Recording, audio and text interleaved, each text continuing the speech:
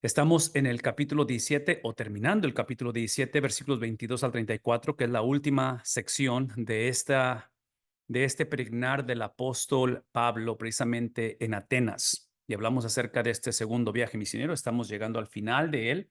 Así es que me encantaría que abran sus Biblias, que podamos dialogar en esta tarde con respecto a esto, porque esto es lo que se le titula Razonando en la Plaza. Y la plaza, obviamente, tenemos que recordar que ese es el lugar donde forma o representa ese epicentro cultural. Hablamos por lo menos de tres lugares, que ahorita vamos a describirlos dentro de este contexto grecorromano, como epicentros culturales, como parte de esta conversación.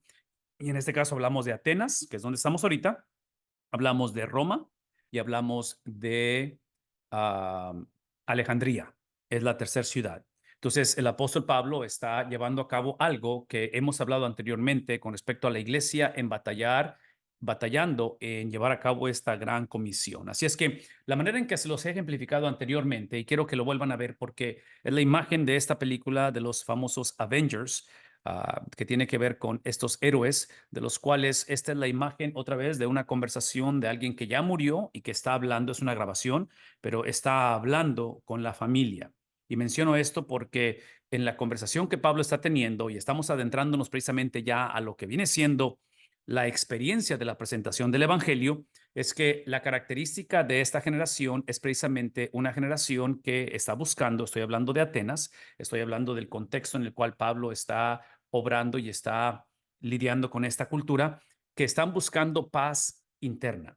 Creo que es muy similar a donde estamos hoy en día, donde hay esa necesidad o ese deseo de conocer o de tener paz interna. Y la otra es de tener ese Dios o esa experiencia espiritual que me ayude a alcanzar mis metas. Yo pienso que esas dos afirmaciones caracterizan este encuentro de Pablo con los atenienses, con esta cultura grecorromana, con esta cultura súper espiritual. Entonces, hablamos de estos principios de una manera importante porque, regresando a la foto en este caso, de Tony Stark, que es el famoso hombre de acero en esta serie de películas, sí, parte de ello es que dentro de esta paz interna, mucha de la gente trata de tener contacto con muertos, contacto con el mundo invisible y al final de la conversación, ciertas prácticas, otra vez personales, que tienen que ver con esa paz interna. Y bueno, parte de ello es que el punto del evangelio no es tanto que tenga la persona paz interna con los muertos, pero es que tenga una nueva relación con los vivos. Eso es lo que Pablo va a argumentar con ellos de esa cierta manera. La otra cosa es que, como mencioné hace un momento, esta es una de las concentraciones más grandes de vivos o de vivientes, y mencioné esas tres ciudades: Atenas, Roma y Alejandría. Y en este caso, estamos encontrándonos en la ciudad de Atenas. La intencionalidad de Pablo de ir a estas concentraciones grandes, hablamos del Dios de las naciones, del Dios de las ciudades, que es lo que estamos refiriéndonos aquí. La cultura en la cual se está moviendo el Evangelio en el libro de los Hechos es una cultura en la cual ama, están apasionados, y ahorita lo vamos a ver con esta narrativa de este capítulo 17 o final del 17, aman la espiritualidad individualista. Es el idolatrar, es el exaltar, es el llegar y formar esa experiencia máxima y suprema de otra vez encontrar paz conmigo mismo, y la implicación de ello es que se trata de mi persona, es la exaltación del yo. Y típicamente uso las frases de exaltar, idolatrar y llegar a satanizar mi persona.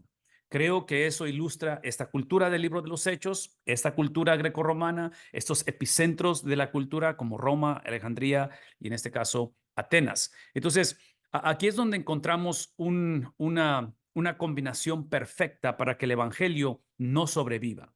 Y el evangelio va a sobrevivir no porque la cultura cambia, no porque la iglesia finalmente entiende y hace su labor. El evangelio sobrevive porque Dios así lo determinó. Esta es la soberanía de Dios, y menciono estas dos cosas que están en la pantalla porque una es otra vez la cuestión de una espiritualidad individualista, y la otra es la iglesia. Esa es la cuestión cultural. La iglesia hace 2000 años está batallando para encarnar, para expresar, para manifestar el evangelio o la doctrina en un contexto relacional.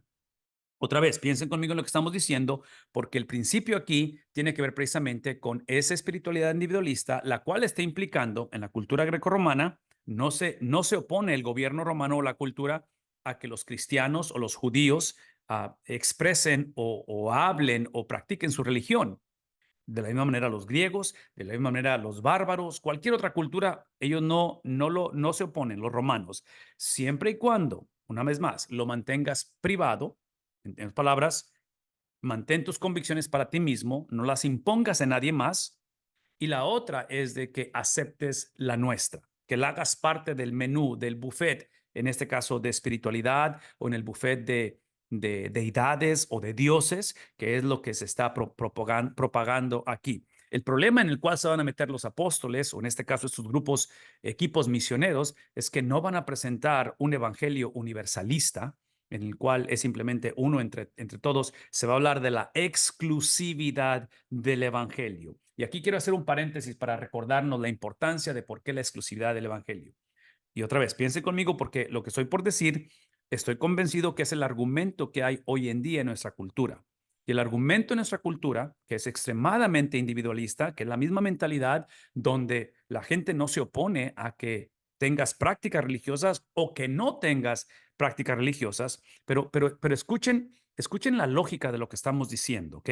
O de lo que la cultura está diciendo. Si la cultura está diciendo que no puedes o no debes de expresar o de compartir tus creencias o tus convicciones, no imponerlas a nadie, yo voy a argumentar que esa mentalidad o esa prohibición que están haciendo es precisamente la imposición de una filosofía o de una idiosincrasia. Entonces, suena contradictorio el asunto y lo que trato de enfatizar es precisamente que esta es la mentalidad de hoy en día. Entonces, por una parte, la gente está abierta a dialogar con cosas espirituales hoy en día, siempre y cuando no hablemos de absolutos. Esa es una. Por otro lado, que esta es la combinación perfecta para crear ese caos hace 2000 años y hoy en día, es que así como hace 2000 años la iglesia batallaba para encarnar el evangelio, expresar el evangelio, llevarlo en un contexto relacional, es aquí donde vemos este ejemplo de Pablo, donde viene en estos viajes misioneros. Y ese es el segundo solamente, le faltan muchos todavía, pero es el contexto relacional, es el contexto donde el evangelio se empieza a mover a través de lo que nosotros podríamos etiquetar hoy en día como lo secular.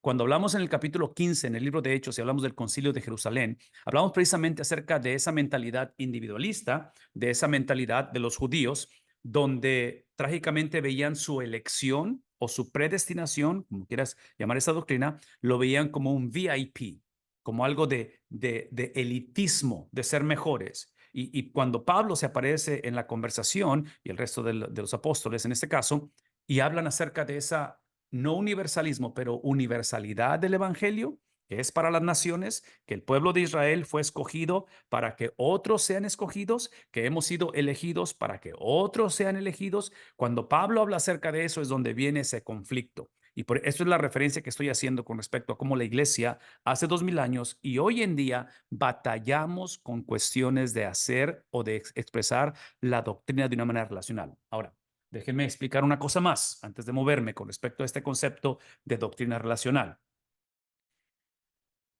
Nosotros trágicamente como cristianos o como evangélicos caemos en esta mentalidad universalista hasta cierta manera y donde empezamos a ver la situación como si fuera un buffet, agarramos lo que nos conviene o lo que nos favorece por estas dos palabras, doctrina y relación. Voy a decir una vez más, el ejemplo supremo de doctrina relacional es precisamente Cristo, porque si Cristo es la encarnación de la doctrina, es la encarnación de la palabra de Dios, es la encarnación de Dios mismo, ¿verdad? Estas son las palabras de Dios, es el carácter de Dios revelado y Cristo es la consumación de ello, Cristo es la expresión, la encarnación de ello. Observen que Cristo, aunque él pudo haber nacido un jueves, simplemente aparecerse en el mundo un jueves, el viernes, el siguiente día, morir resucitar el domingo, él pudo haber hecho eso, él sabía que eso no iba a ser suficiente. Entonces Cristo no solamente tenía que morir por nosotros, pero él tenía que vivir por nosotros. Y su vida de 33 años, desde un recién nacido, desde un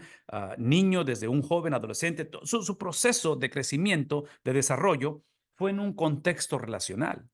Entonces, menciono todo esto porque Cristo es el ejemplo supremo de doctrina relacional.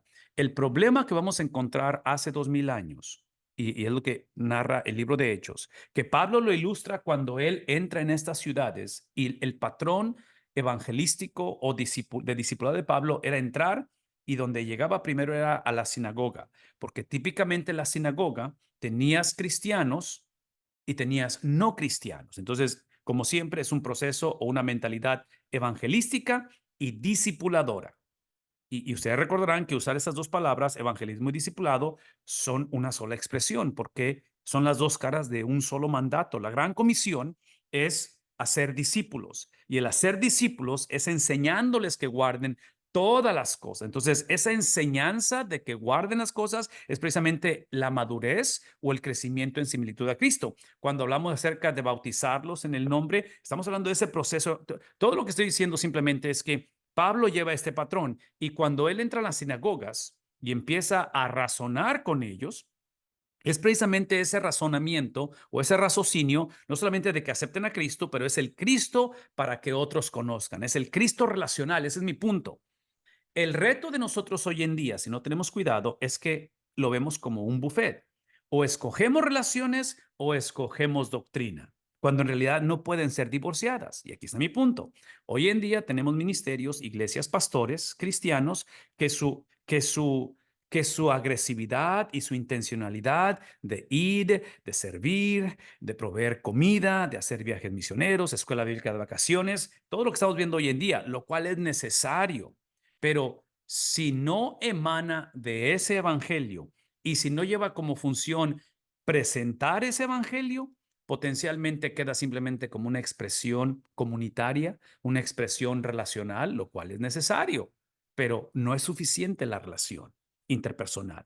Tiene que haber una razón para ello. Entonces, ese es un extremo. No evangelio, o pensar que el evangelio es la habilidad que tenemos de relacionarnos, porque ustedes y yo sabemos que el evangelio no somos nosotros, no es nuestra relación que tenemos en grupos pequeños, los domingos en la mañana. Eso es lo que produce el evangelio. Entonces, ese es un extremo. Relaciones sin evangelio. El otro extremo es doctrina o evangelio sin relaciones, que es el tipo de cristianismo que dice solamente aliméntame, se trata de mí, se trata de que si soy salvo es porque yo soy especial para Dios, porque Cristo murió por mí, y se trata de mi persona, que es hasta cierta manera la mentalidad del judío en este tiempo, y es lo que Pablo, cuando entra a las sinagogas, es lo que va a confrontar. Entonces, observen que lo que estamos hablando aquí, lo que Pablo está modelando y ha modelado y está por modelar, es precisamente que no tenemos el derecho a escoger lo que es el evangelio. El evangelio es lo que nos sucede a nosotros, no es lo que nosotros creamos o pensamos o formulamos. El evangelio nos sucede, y el evangelio es la persona de Cristo, ¿verdad? Es Cristo, la persona y la obra de Cristo. Entonces, eso nos sucede. No tenemos derecho a definirlo. Todo lo que tenemos, el único derecho que tenemos, o la única libertad que tenemos con el evangelio, es de afirmarlo, de recibirlo, de simplemente fundamentar nuestra vida en él. Pero lo que produce ese evangelio o el encuentro con el evangelio es precisamente lo que estamos diciendo, es precisamente el contexto o la experiencia relacional. La última cosa que quiero mencionar es esto, que es la ejemplificación de todo lo que estamos diciendo. No solamente es Cristo el que nació a través de una virgen y en un contexto relacional, Él es el evangelio encarnado. Pero la otra cosa es que Cristo es la segunda persona de la Trinidad. Entonces, hablar de Padre, Hijo, Espíritu Santo es un contexto relacional.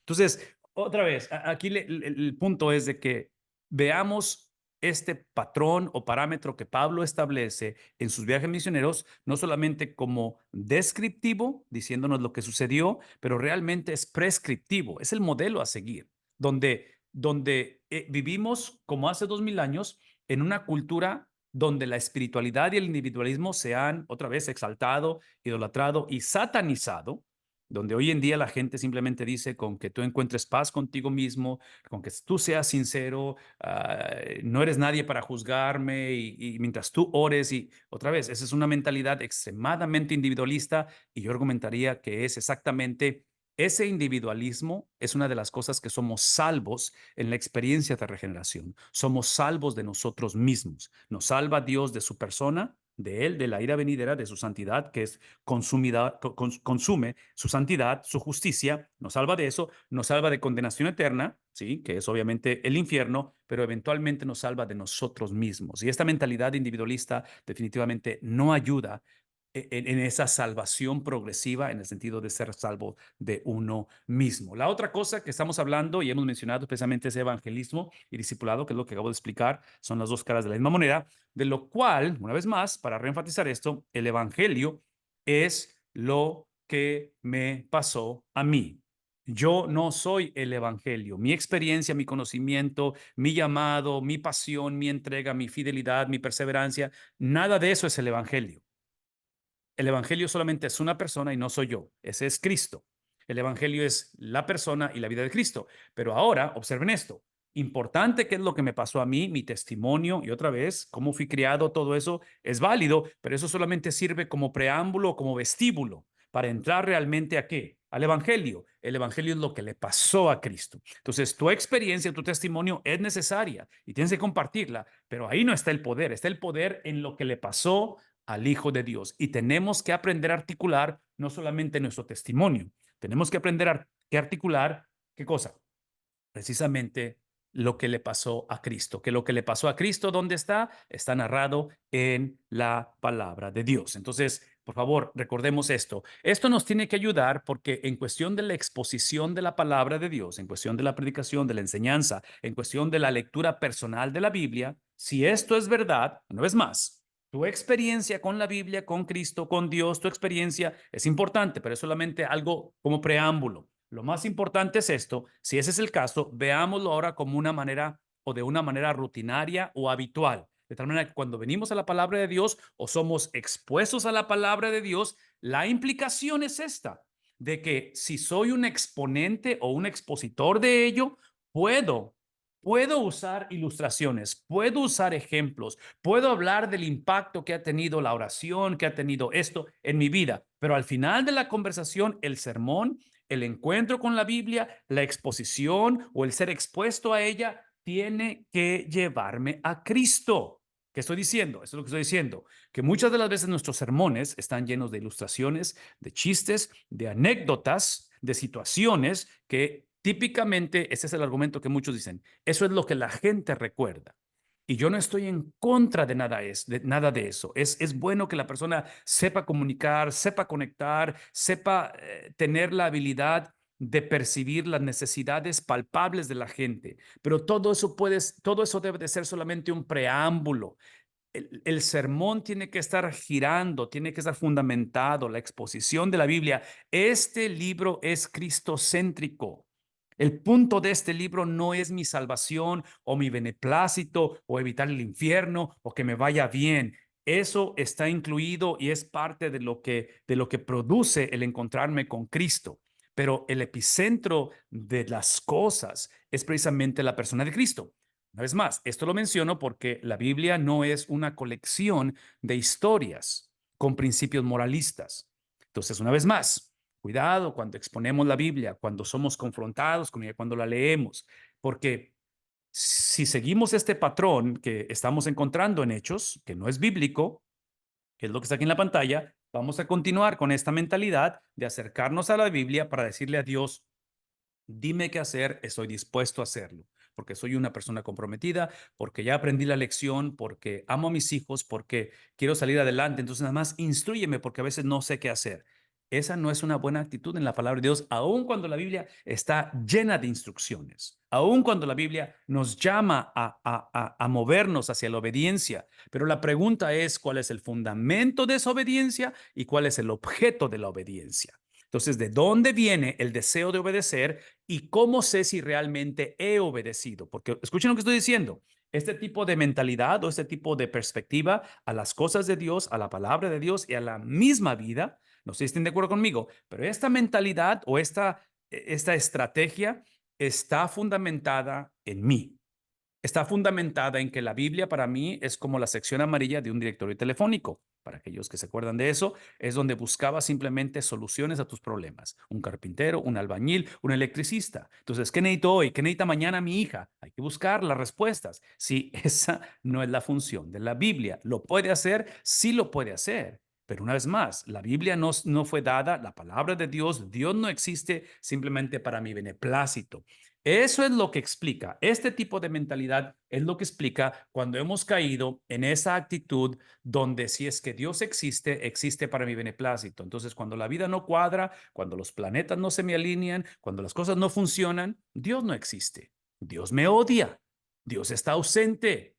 Todo eso era una mentira y ahí es donde encontramos esas desilusiones o esa cuestión que es muy común hoy en día en cuestión de dejar los fundamentos de la fe. Entonces tenemos que tener cuidado con ello. Un principio más, antes de entrar a los versículos rápidamente, la Biblia es una sola historia, lo acabo de mencionar, que describe a la persona que tiene hambre y discierne el corazón de Dios. El punto aquí es tener hambre por Dios y discernir su corazón. Entonces lo que hace la Biblia es que está describiendo el carácter de Dios a través de la persona de Dios. Una vez más, la Biblia describe, presenta, introduce, despliega el carácter de Dios, no a través de nosotros, a través de la persona de Dios. Por eso Cristo tuvo que venir y vivir por nosotros. La predicación simplemente es la exposición, es la presentación de la persona, del carácter del individuo, no tanto de lo que hace, pero de lo que es, que desea vivir para Cristo. Una vez más, el predicar no es para que mi audiencia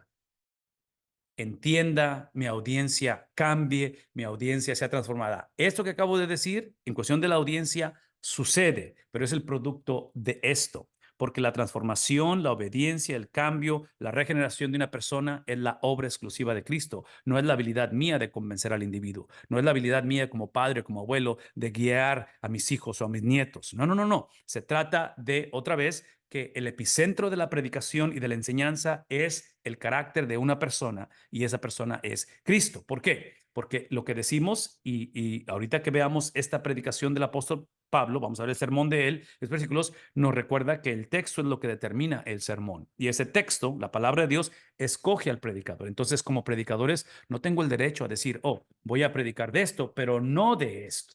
Esto no va conmigo o esto lo dejo a criterio de lo que ellos piensen o lo que... No, no, no, no, no. Otra vez, escuchen el lenguaje. Nosotros no tenemos el derecho. Hemos sido comisionados a interpretar la Biblia y todos somos intérpretes, todos somos teólogos, todos tenemos una opinión con respecto a esto. Pero lo que estamos haciendo es que mi opinión se somete al texto, a la opinión del texto. Entonces, por eso el proceso de interpretación de la Biblia, por eso ver la historia, cómo es que la iglesia ha interpretado las cosas históricamente, porque lo que hemos dicho anteriormente, si el mensaje es nuevo, el mensaje no es bueno. El mensaje de la Biblia ha sido el mismo a través de las edades. Y yo sé que hay variantes en doctrinas secundarias o terciarias, y eso es parte, eso es inevitable, porque este es un libro de antaño, porque fue escrito, fue escrito, sí, para nosotros, pero no fue escrito a nosotros. Una vez más, fue escrito para nosotros, pero no a nosotros. Y el hecho de que no haya sido escrito a nosotros, eso implica que hay destinatarios originales a quien se les escribió estas cartas, estos escritos, lo cual es donde inicia la interpretación, es donde inicia la conversación. La conversación no inicia con nosotros, nos alcanza a nosotros y fue escrito para nosotros, pero no fue escrito a nosotros. Entonces, para poder llegar al para, que somos nosotros, tenemos que iniciar con el a, quien fue escrito. Y en este caso, pensando en el libro de los Hechos, tenemos que pensar, ok, sabemos que el autor es Lucas, es un historiador que lo dice al principio, oh excelentísimo Teófilo. Entonces, sabemos que está escribiéndole a Teófilo. Hay que indagar quién es Teófilo, quién es Lucas, cuáles son las circunstancias, por qué está hablando. Por eso es que hablamos en este caso de estos documentos, esta declaración, esta documentación y en este caso la predicación de Pablo, especialmente en Atenas, en la plaza, en un contexto relacional y ver cómo es que Pablo modela esto que está en la pantalla. ¿Tiene sentido esto? Espero que ayude porque la invitación ha sido, y este es el patrón que vamos a ver ahorita en capítulo 17, es que al encontrarnos con la palabra de Dios, sea de una manera personal, sea de una manera colectiva, sea exposición, sea para recibirla, siempre iniciamos con el texto. No sé si está claro.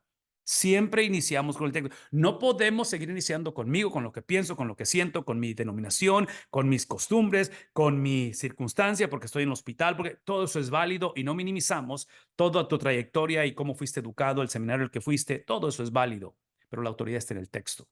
Entonces, iniciamos con el texto Tenemos que leer el texto, tenemos que conocer el texto, tenemos que indagar el texto y de ahí nos movemos ¿a qué? A explicar el texto. Y es donde hablamos de esa diferencia entre aquello que fue escrito para nosotros, pero no a nosotros. La explicación del texto depende principalmente en el a quien fue escrito. Entonces, a menos que yo entienda cómo los varones de Atenas entendieron la predicación de Pablo, no creo que yo tenga el derecho de decir, esto es lo que Pablo está diciendo en este sermón en el capítulo 17.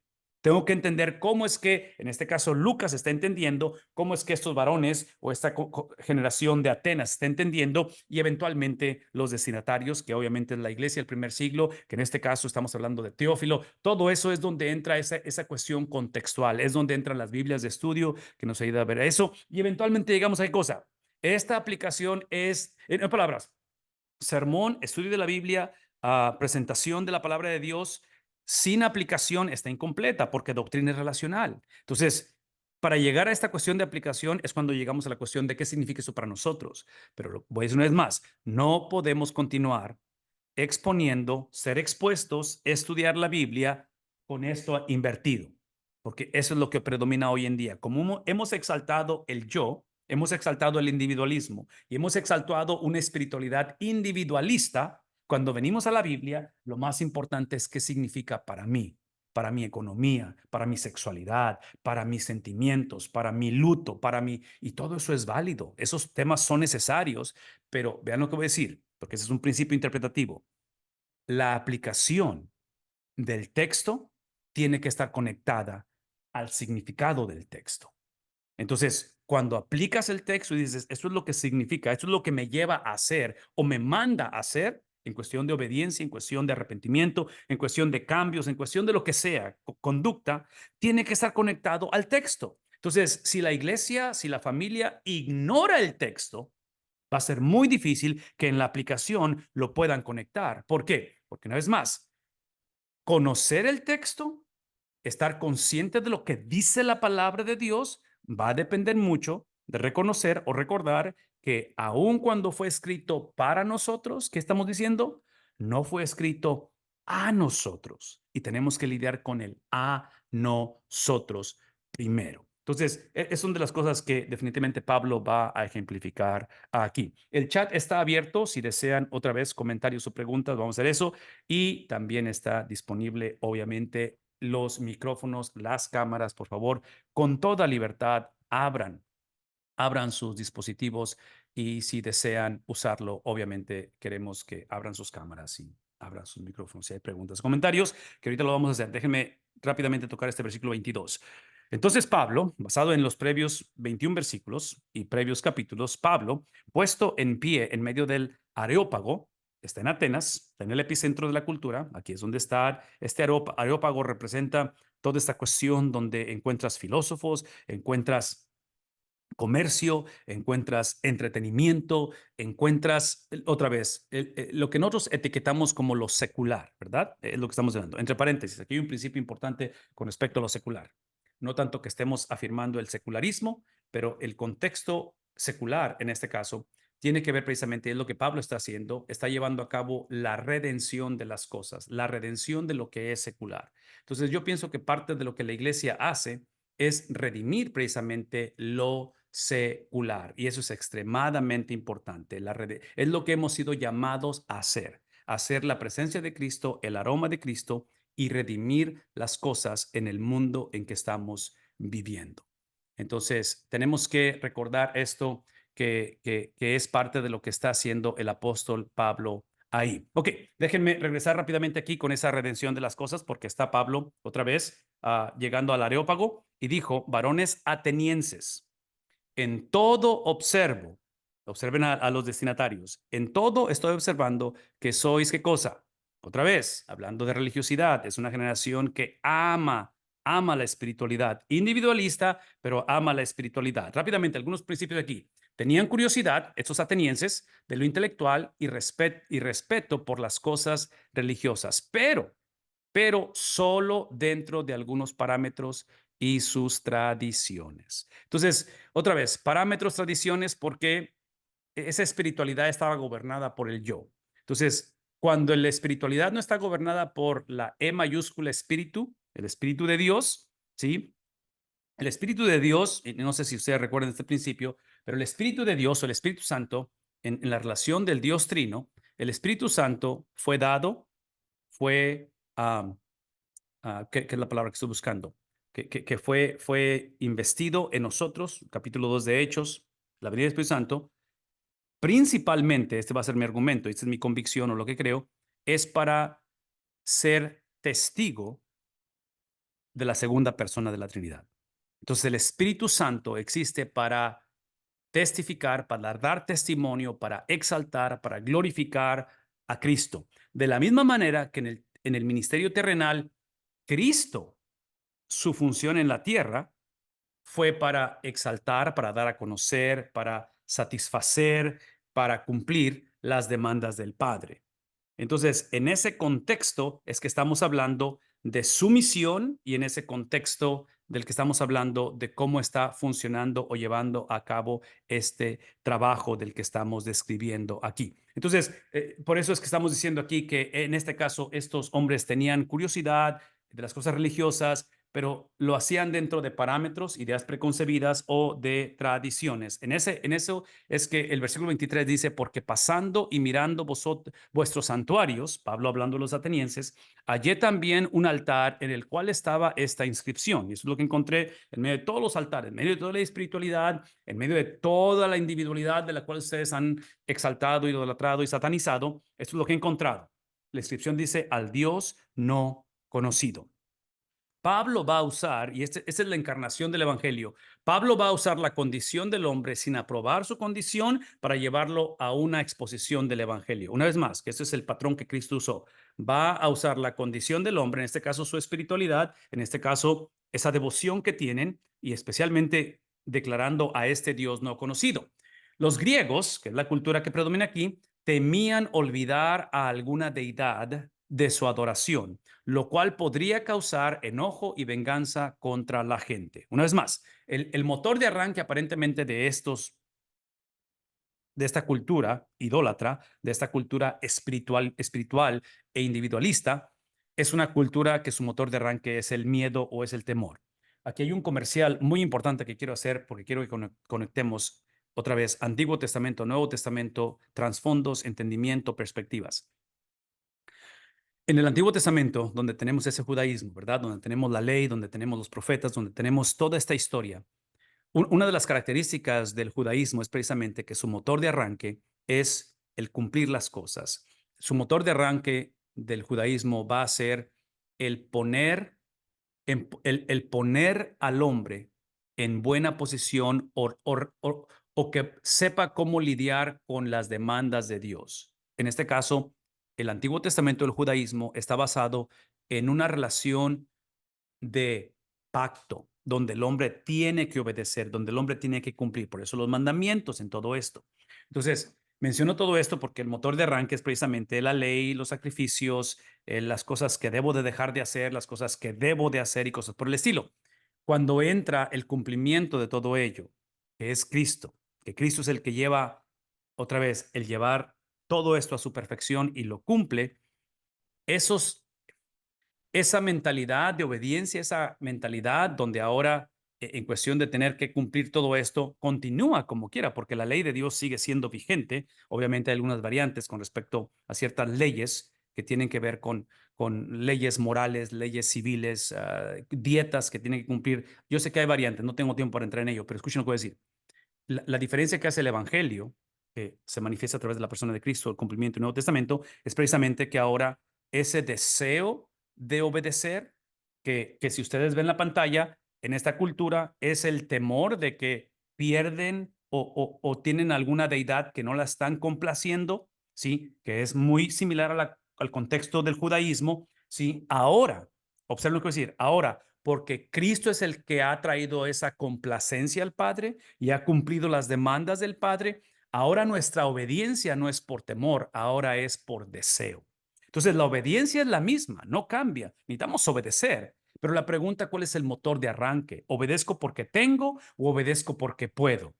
Traduzcan esto en la cuestión, algo tan práctico como la oración, la lectura de la Biblia, como la comunión unos con otros. Traduzcan esto en la cuestión de, tal vez, la cuestión de de asistencia o ser parte de la iglesia, bautizarme, membresía de una iglesia, diezmar. ¿Lo hago porque tengo o lo hago porque puedo? Y yo les he invitado a que piensen en este tipo de instrucción o de afirmaciones a nivel familia. A nivel familia, con respecto a mis hijos o a mi esposa, ¿los amo porque tengo que amarles o los amo porque puedo amarles? Entonces, el punto aquí que estoy tratando de hacer es que lo que el evangelio hace cambia la disposición del corazón. Sin Cristo, el hombre trataba, buscaba, que es lo que estamos encontrando aquí con estas culturas paganas, están tratando de hacer algo porque tienen que hacerlo, la espiritualidad. Sí, trágicamente muchos cristianos hoy en día practicamos realmente un tipo de karma, un tipo de que lo hacemos para que nos vaya bien, lo diezmamos para que nos dé una bendición Dios, cuando realmente la bendición en el diezmo no está en lo que va a producir. La bendición es diezmar, porque por naturaleza no somos dadivosos, no somos generosos. Por naturaleza, ¿qué somos? Somos egocéntricos. Entonces, la habilidad de diezmar, para mí ya es simplemente la bendición, porque eso me habla de que hay una disposición nueva en el corazón del hombre. Entonces, menciono esto porque otra vez, esto es parte de lo que Pablo tiene que encarar en esta cultura greco-romana. Termina diciendo, después de que les habla de ese Dios no conocido, dice, al que vosotros adoráis, a este Dios no conocido, ustedes lo adoran, pues sin conocerle es a quien yo, okay, lo están adorando sin conocerle. Entonces, vean la cuestión otra vez, de ese distanciamiento, de esa falta de relación. Y aquí es donde entra la palabra agnóstico, que tiene que ver con una combinación de la palabra ignorancia y desconocido. Entonces, es la categoría en la cual encontramos a esta generación. Pablo está adaptando, es lo que está haciendo, adaptando la presentación del evangelio a paganos que creían en un alma impersonal en el mundo. Por favor, escuchen lo que puedo decir.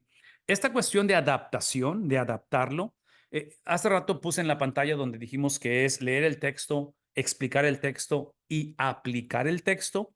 La aplicación del texto, la aplicación del texto puede ser contextualizada de diferentes maneras. La aplicación del texto puede variar en cómo le hablamos o lo aplicamos en un contexto de niños, escuela bíblica de vacaciones, hablar de jóvenes, hablar de adultos, hablar de damas, varones. Eso puede cambiar. La libertad que tenemos en la aplicación de ilustrarlo de diferentes maneras o aplicarlo de diferentes maneras mientras esté conectado al texto es precisamente porque iniciamos con el texto. Entonces, la habilidad que Pablo tiene y la libertad de adaptar cómo presenta el evangelio, por favor, escúchenme.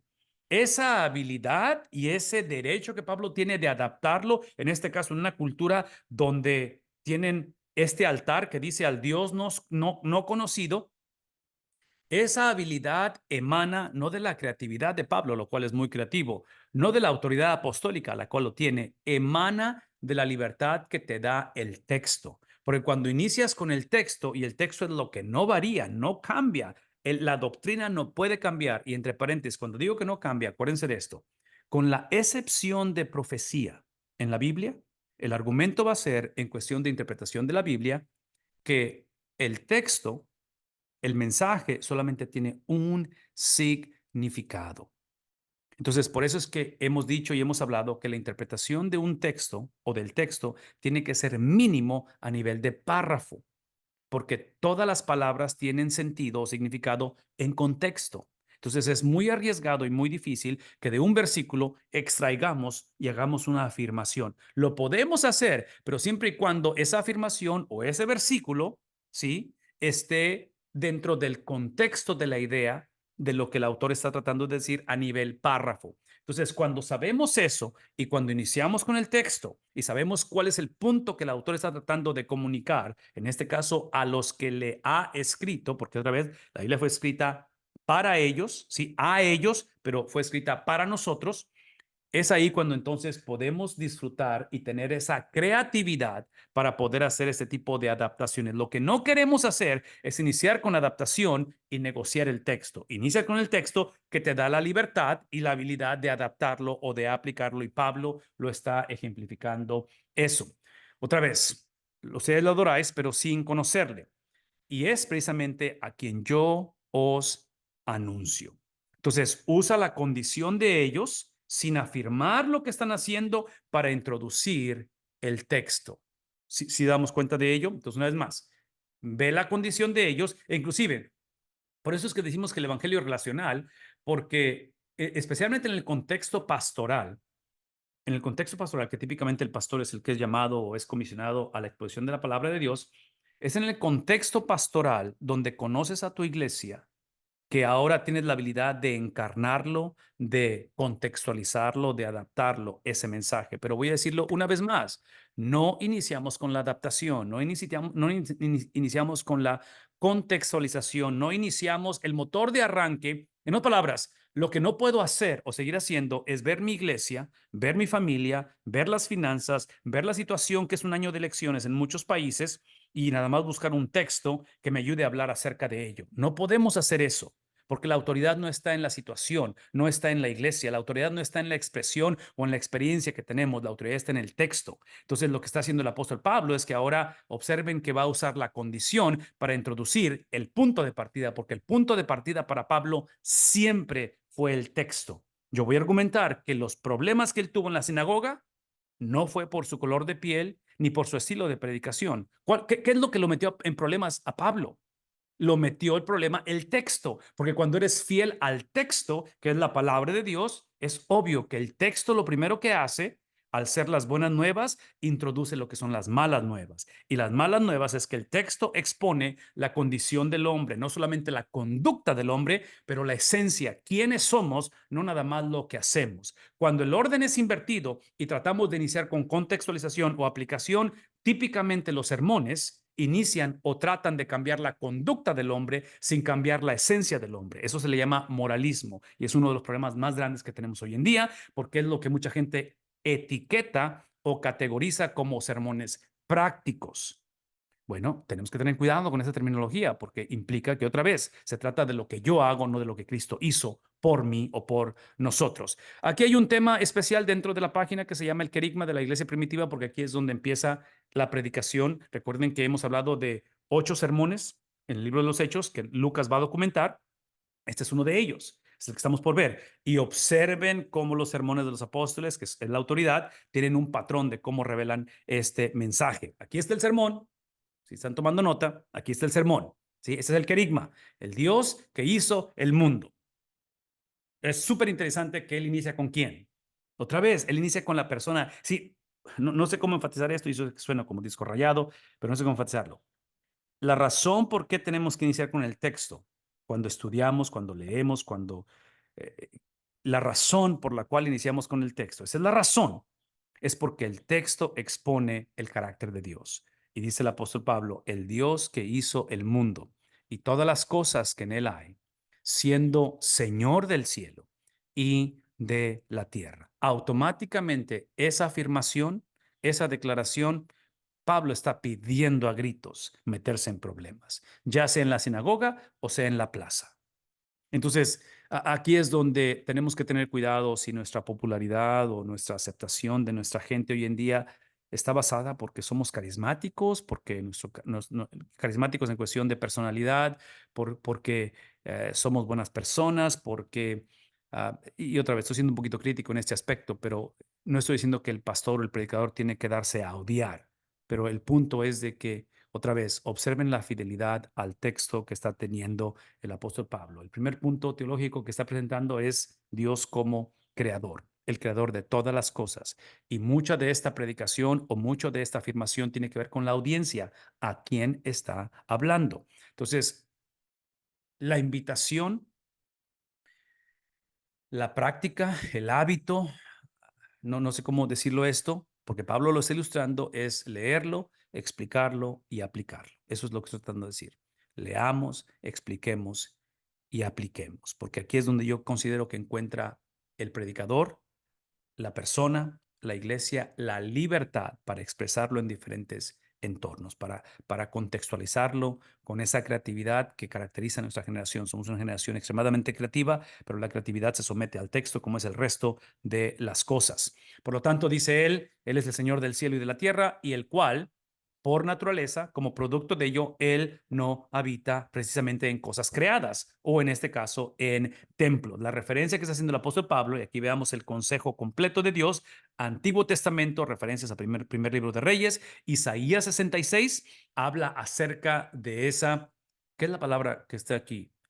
trascendental, es la palabra, el Dios que trasciende las cosas. Y aquí está otro principio teológico, ¿verdad? Porque trasciende, pero a la misma vez está presente.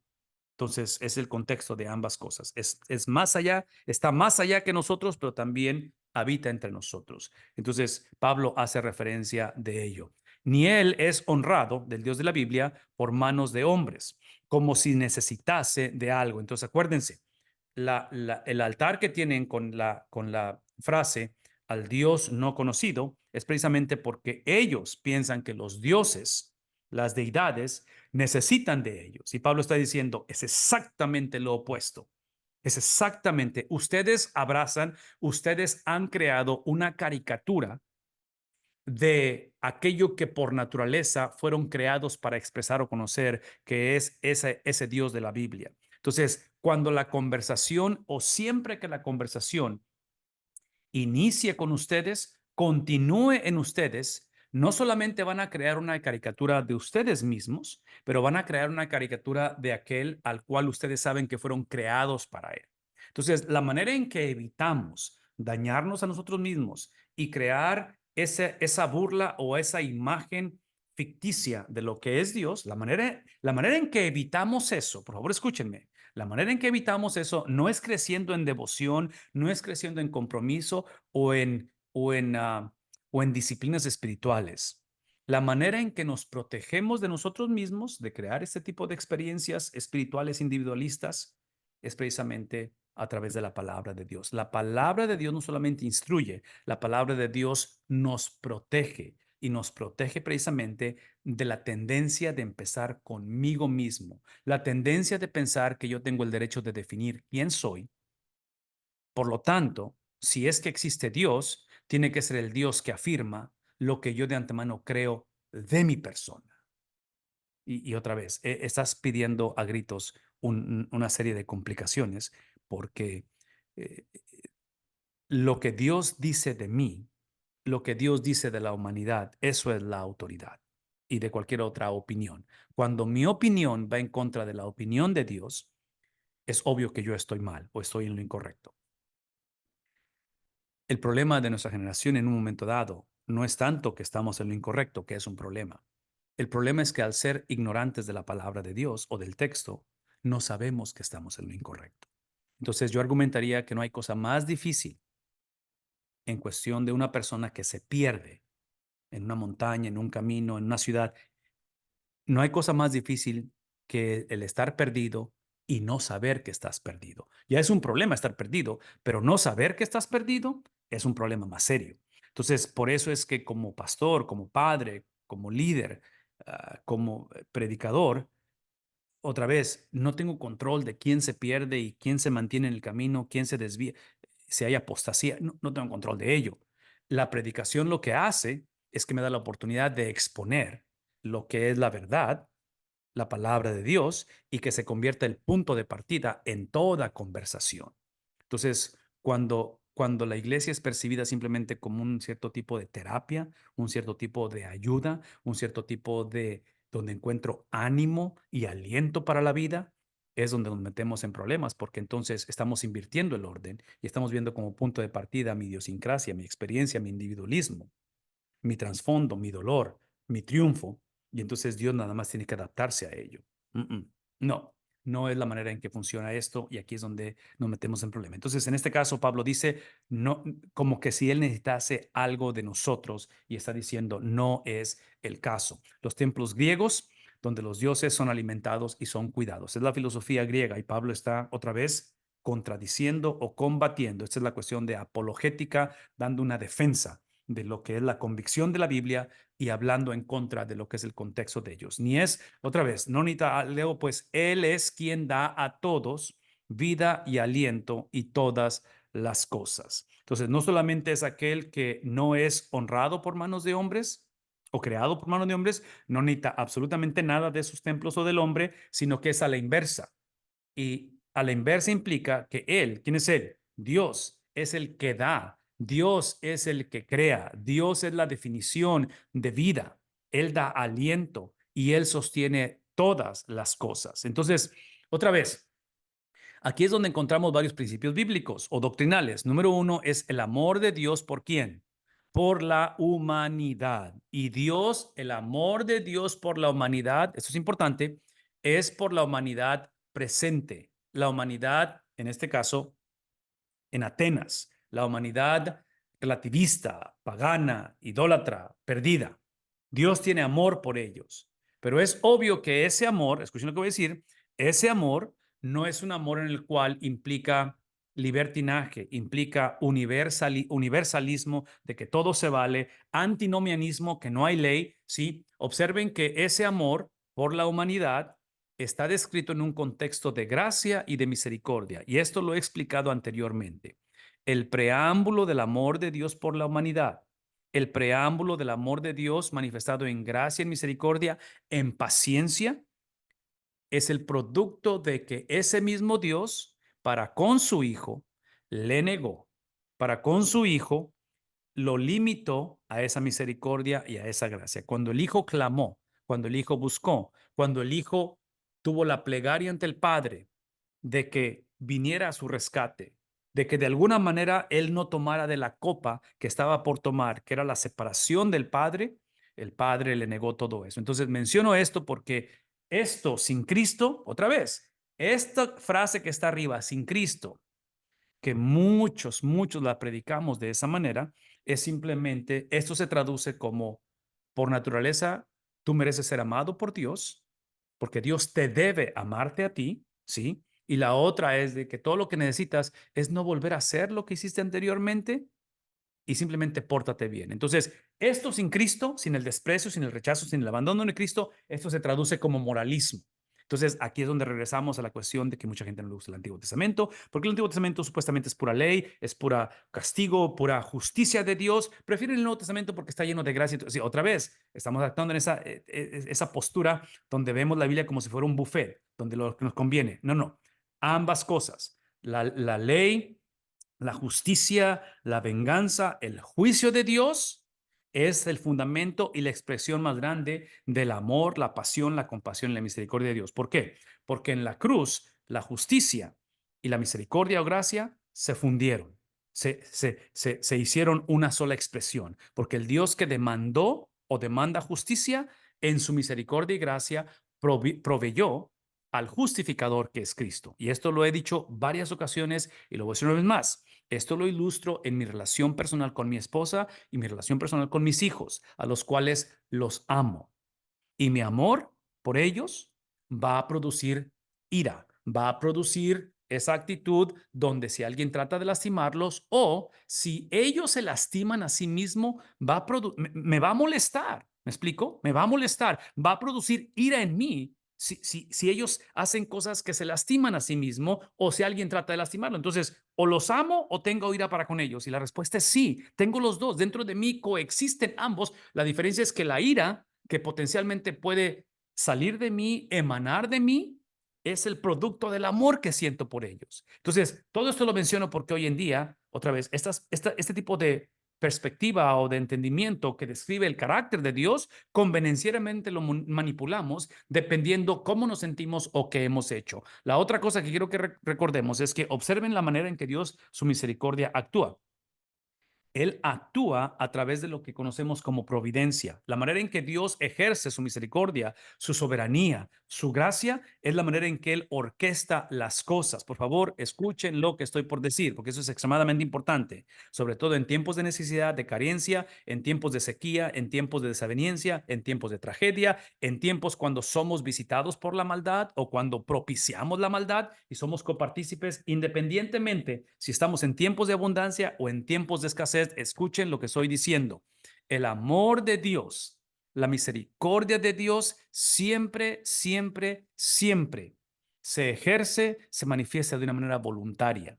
Él no nos debe esa gracia, esa misericordia. En otras palabras, lo que Pablo está diciendo al final del versículo 25, que Él es quien da a todos vida, aliento y todas las cosas, esto que está aquí abajo, que Dios hace por naturaleza, porque por naturaleza Él es generoso, Él lo hace de una manera voluntaria. Él no nos debe, a nadie le debe vida, a nadie le debe Dios aliento. A nadie le debe que Él provea todas las cosas. ¿Me explico por qué? ¿Por qué no nos las debe? No nos las debe porque cuando nos las dio, vean lo que voy a decir. Estoy hablando de Génesis. Cuando Él nos dio esa vida, cuando Él nos dio ese aliento, cuando Él nos dio todas las cosas, ¿sí? No las dio y nos las dio para que las administráramos. Lo que hicimos es que tomamos esas cosas y las antepusimos ante Dios. Y lo que debió de haber sido el regalo, los regalos, que es lo que está aquí enlistado, los regalos de Dios para manifestar el carácter del que regaló, del dador de los regalos, preferimos el regalo que el dador del regalo. Entonces, lo que debió de haber sido el vehículo hacia Dios se convirtió en Dios. Y ahora idolatramos mi vida, idolatro mis cosas, idolatro mi matrimonio, idolatro mis planes, idolatro mi espiritualidad, idolatro y pueden seguir en la lista. Eso es lo que hemos hecho. Entonces, como esa fue nuestra decisión, es donde ejercimos libre albedrío, ¿verdad? De simplemente decidir, nuestro corazón creímos en la mentira que Satanás dijo, porque Satanás dijo, ¿acaso de verdad dijo Dios esto?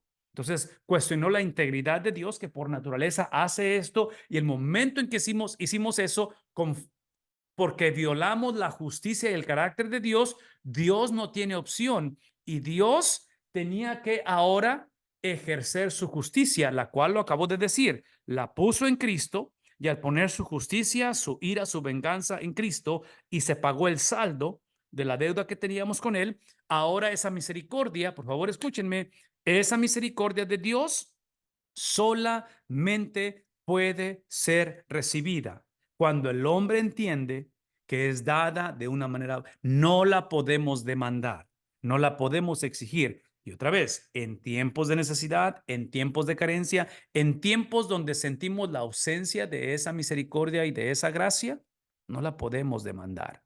La podemos pedir, la podemos suplicar, podemos venir ante Él, simplemente recordándole de su carácter, de su amor, recordándole que por naturaleza Él es un Dios bueno. Si Él decide extenderla, es decisión de Él. Por favor, escúchenme. Y estoy mencionando todo esto porque en realidad ya lo hizo y nos ha dado la gracia más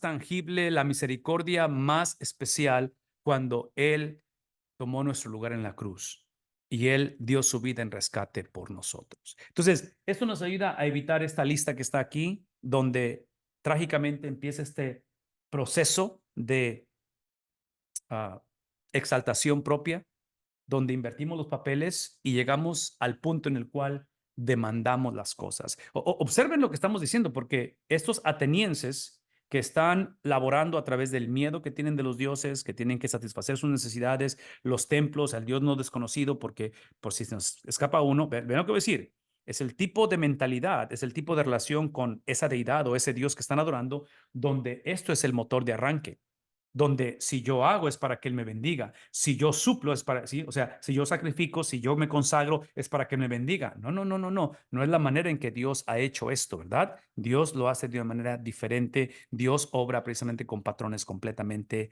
diferentes. Déjenme acabar con esto y ahorita entramos a las preguntas si es que hay ahí. Rosita, y de una sangre ha hecho todo el linaje de los hombres. Observen la misericordia de Dios manifestada. Por una sangre ha hecho el linaje de todos los hombres para que habiten sobre toda la faz de la tierra y les ha prefijado el orden de los tiempos y los límites de su habitación. Observen esa combinación entre señorío y gracia, señorío y gracia, señorío y gracia. No podemos seguir perpetuando esta mentalidad que escogemos o un Dios o otro Dios. Es el mismo Dios en el cual coexiste esa soberanía, ese plan eterno, ese carácter que es inmutable e inmovible y que no necesita absolutamente nada, pero en su gracia y misericordia, eso que Él es, lo ha compartido con nosotros, nos ha hecho copartícipes. Entonces, observen el lenguaje de esa sangre en la cual ha hecho todo el linaje de los hombres para que habiten sobre toda la faz de la tierra y les ha prefijado el orden de los tiempos y los límites de su habitación. El énfasis que está poniendo el apóstol Pablo es precisamente esta cuestión de estructura y de límites.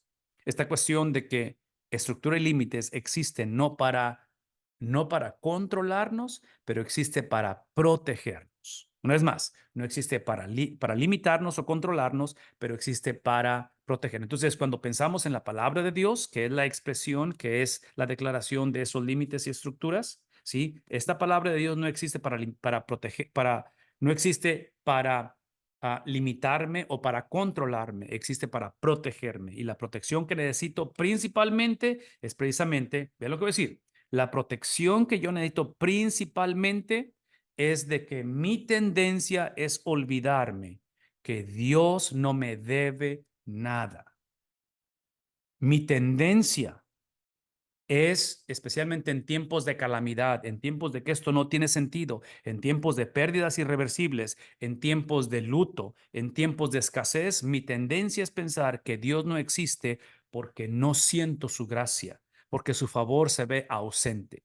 La palabra de Dios me protege de esto, porque al predicar el consejo completo de Dios, esto es lo que me recuerda el consejo de Dios. Me recuerda que el carácter de Dios es el mismo independientemente de mis circunstancias y que Dios no depende de mi fidelidad. Dios depende de su fidelidad y es obvio que Él es fiel. Esta es la enseñanza que quiero que se lleven. Y aquí entramos, Rosita, en cuestión de preguntas, si hubiera alguna. Fuimos creados por el Acá en Dios el de la chat Biblia, nada, ya lo pastor. hemos declarado.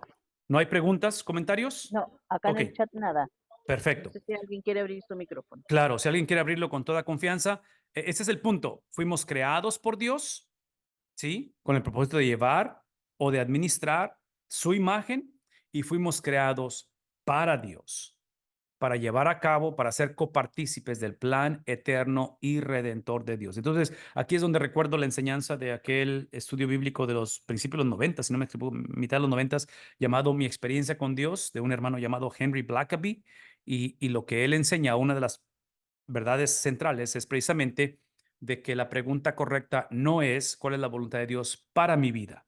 La pregunta correcta es cuál es la voluntad de Dios y cualquiera que sea, mi vida se une a ello.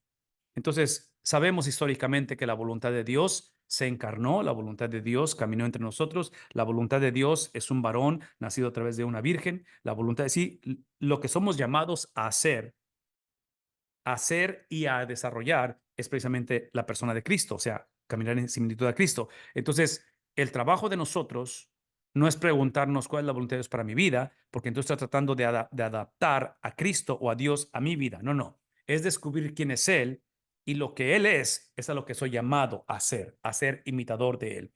Entonces, es lo que está en la pantalla cuando hablamos de ser creados para Él, para su beneplácito, para conocer y entender que el plan eterno y redentor de Dios no es simplemente el evitar infierno, no es simplemente evitar problemas en la tierra y eventualmente ir al cielo. Todo eso está incluido, pero el plan eterno y redentor de Dios, el propósito de Dios es una persona y esa persona es Cristo.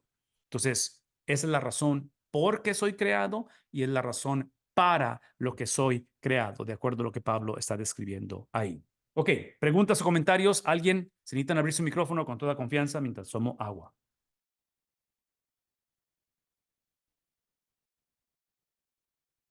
Déjenme entonces avanzar. Si no hay comentarios o preguntas, versículo 27.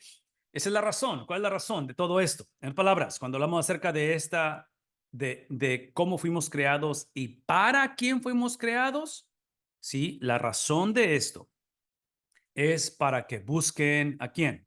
Otra vez, por favor, escúchenme, escúchenme, escúchenme, escúchenme. Este concepto de buscar a Dios es el concepto de tocar o de sentir. Pero escuchen el lenguaje, porque esta cuestión de buscar a Dios, otra vez, es completamente en contra de la filosofía grecorromana, filosofía ateniense o filosofía griega, porque la filosofía griega o los romanos lo que van a afirmar es que busques paz interna, que busques tranquilidad contigo mismo. De alguna manera tienes que despojarte de estas vibras malas, de esta mala compañía. Busca cosas positivas, busca compañía positiva, trae cosas buenas a tu vida. Sí, lo que Pablo está describiendo es la búsqueda a Dios. Versículo 27. Es obvio que la implicación de Pablo al hablar a esta gente y a toda la gente, ya sea en la sinagoga, aquellos que pensaban que eran salvos y que no lo eran, o aquellos que a lo mejor eran salvos y no sabían que eran salvos. Y podemos hablar un poquito acerca de eso, porque creo que la iglesia está hecha de este tipo de personas. Personas que piensan que son salvos porque tienen un cierto tipo de trayectoria espiritual individualista y piensan que su legalismo los ha salvado. Entonces, aquellos que piensan que son salvos y no lo son, y aquellos que potencialmente son salvos y no lo saben, porque todo lo que han heredado es precisamente moralismo, y en medio de toda esa experiencia el Señor los ha rescatado. Han tenido un encuentro con Cristo, pero como ha sido confundido con moralismo, porque es lo que predomina en nuestras iglesias hoy en día, mucha gente no sabe que son salvos. Y al no saber que soy salvo, tengo que decir, al no saber que soy salvo y potencialmente soy salvo, y no escuchen de mí que la persona no está consciente de lo que hizo, simplemente estoy diciendo que es una experiencia con Cristo genuina, confundida y ¿qué es la palabra? Ah, ahogada, sumergida en una confusión, en un mar de confusión en el cual vivimos hoy en día. Entonces, independientemente de cuál sea el cuadro, si eso es negociado, vamos a caer otra vez en esta situación donde esto que está en la pantalla va a ser el problema, donde se nos va a olvidar quién lo hizo, que es por Dios, y vamos a olvidar para qué lo hizo y negociar el para qué fui salvo. Y ahí es donde nos metemos en problemas y el resto lo conocemos. En este caso, otra vez, está diciendo que el punto aquí es buscar a Dios. Esta cuestión de búsqueda de Dios, de lo que estamos hablando aquí, que es el propósito de todo lo que estamos hablando, otra vez, es la obra exclusiva de Dios, porque por naturaleza el hombre no busca a Dios. ¿El hombre qué es lo que hace? El hombre busca espiritualidad. El hombre busca espiritualidad individualista. El hombre busca experiencias con el Dios que le conviene, con el Dios desconocido o no conocido. Es el mundo en que vivimos hoy en día, ¿no es cierto? La gente está abierta a posibilidades siempre y cuando me convenga, siempre y cuando me favorezca, siempre y cuando llene los requisitos que tengo previos o X. Entonces, en este caso, la búsqueda al Dios de la Biblia, él primero describió quién es ese Dios y ya no lo describió. Y dice, si en alguna manera palpando puedan hallarle, aunque ciertamente, esta es la realidad, ese Dios de la Biblia no está lejos de cada uno de nosotros. Esto que está diciendo en el versículo 27, dentro del querigma o del sermón de Pedro, de Pablo, perdón, es el epicentro, es la verdad central del Evangelio. No tenemos el tiempo para leer Efesios 2:11 2:11 al 3:13, no tenemos tiempo, pero ese es uno de los mensajes principales. En el libro de Efesios hay tres verdades que Pablo introduce, ah, eh, que introduce en los primeros tres capítulos. Efesios tiene 6 capítulos y Pablo, que es típico de su escritura, él típicamente usa la mitad del libro, a veces es más de la mitad del libro para introducir el Evangelio. Entonces, una vez más, Pablo lo que está haciendo en su predicación, en su enseñanza, introduce el texto, porque el texto es la presentación del Evangelio, y los últimos 3 capítulos, 4, 5 y 6, típicamente Pablo en Efesios va a hablar acerca de la aplicación. Eso es lo que hay que hacer basado en lo que les dije. Basado en el carácter de Dios, eso es lo que el carácter del hombre hace. En el capítulo 2, versículo 13 al 3:13, Pablo introduce una de las tres verdades. Son tres verdades que Pablo introduce en Efesios. Y una de las verdades es que el misterio oculto a través de las edades ha sido revelado en la persona de Cristo. Esa revelación de la persona de Dios a la humanidad, que es Cristo, es lo que está haciendo referencia a cómo es que Él no es difícil de ser encontrado.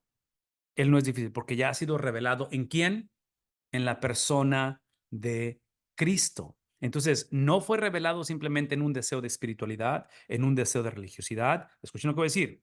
No fue revelado simplemente en un deseo de tener fe, porque hoy en día nuestra gente, nuestra generación, tú y yo tendemos a idolatrar la fe.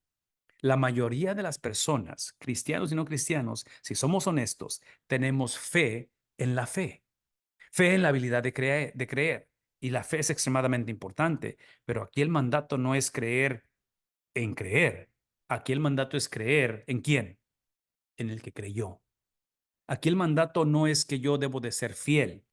Aquí el mandato no es poner mi confianza en mi fidelidad, es poner mi confianza en su fidelidad, que aun cuando a mí me caracteriza la infidelidad y la falta de fe, porque Él es mi fundamento y Él habita en mí, porque he puesto mi confianza en Él, es que ahora soy fiel. Entonces, el ser fiel no es negociable. Tengo que ser fiel, porque la fidelidad o la fe es una de las evidencias que realmente le pertenezco a Él.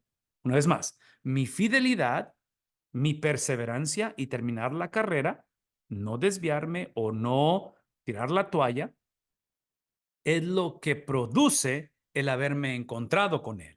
A diferencia que lo que está hablando Pablo aquí o con quien está hablando, han invertido los papeles. Ellos piensan que su fidelidad, su fe, su devoción, su espiritualidad, su individualismo es lo que les lleva a Dios. Y Pablo está diciendo, no, no, no, no, no. Lo que nos lleva a Dios es precisamente el hecho de lo que estamos leyendo, del hecho de que el buscar a Dios, si Él no está lejos de cada uno de nosotros. Entonces, otra vez, son verdades centrales en el Evangelio. Pablo está haciendo referencia otra vez a la cuestión de Deuteronomio capítulo 4, versículo 7 o Jeremías 23 a 24, aplicada o extendida a toda la humanidad. Aquello que fue puesto en el pueblo de Dios como judíos, Pablo lo expande y lo aplica, que esa es una característica de la predicación de los apóstoles. Por favor, escúchenme. Por aquí está otro principio importante con respecto a esta aplicación.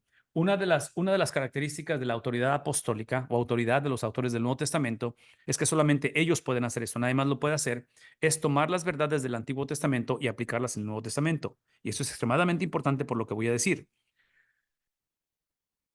Um, y otra vez, el tiempo no nos permite, pero aquí es donde entra la cuestión del dispensacionalismo, que esa es una de las doctrinas que causan y han creado mucha confusión, y creo que esto nos ayuda a navegar este tipo de temas.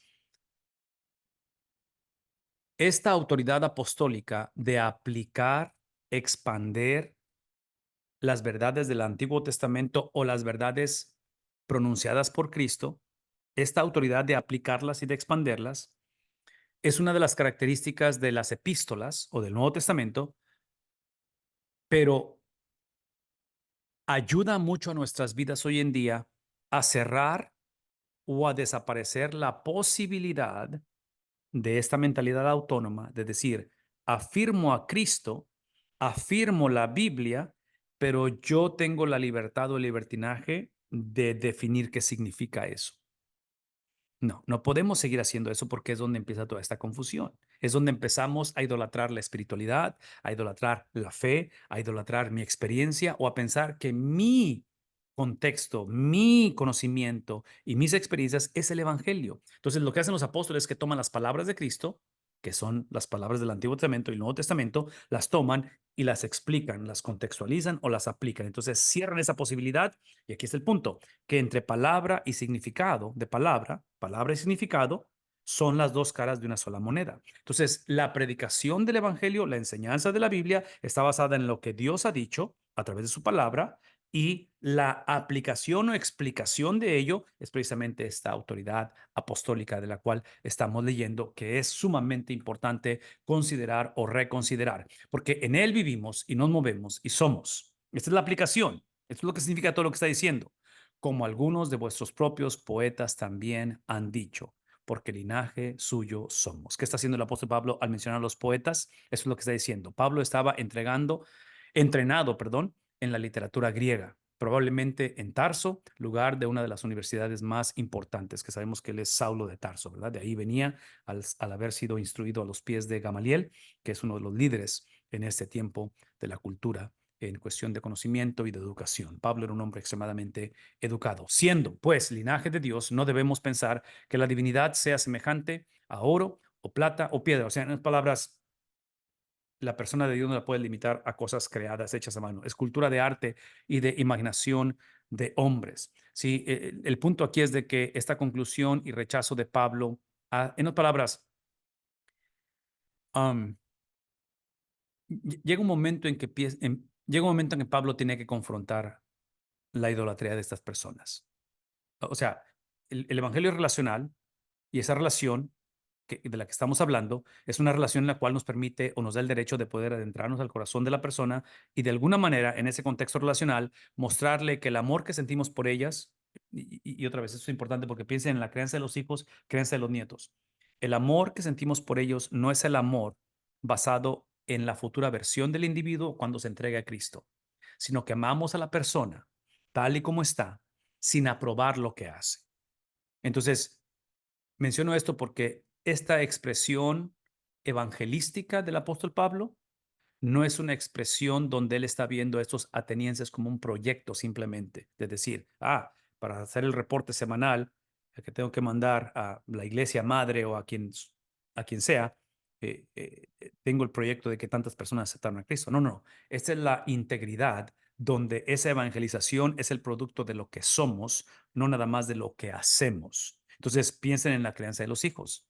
Pensemos en la relación conyugal o en la situación a nivel de trabajo, donde tiene que existir esa transparencia de integridad, donde nuestra relación pastoral con la iglesia es honesta, donde no amamos la iglesia futura revitalizada, amamos la iglesia en este momento sin aprobar lo que está haciendo, porque otra vez, no somos moneditas de oro y aquí el punto no es que aquí todo se vale. Hay restricciones, y Pablo está llegando a ese punto donde está rechazando abiertamente lo que esta generación está haciendo. La tragedia de nuestra humanidad es que buscamos verdades espirituales y compañerismo de las cosas hechas por los hombres, las cuales no pueden oír, responder ni ayudar. Entonces, otra vez, es el problema de nuestra generación y es lo que caracteriza esta generación a la cual Pablo está hablando. Pero Dios, el evangelio siempre tiene un pero, una transición gramatical. Esta es la realidad, aquí está el diagnóstico, esta es la condición del hombre, estamos en problemados,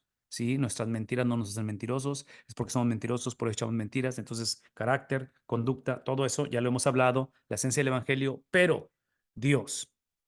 Observen que Pablo no está diciendo, pero ustedes, pero ahora que van a echarle ganas, tomaron un curso, ahora que ya son más espirituales, ahora que dejaron ciertas costumbres. No, no, es, pero Dios, habiendo pasado por alto los tiempos de esta ignorancia.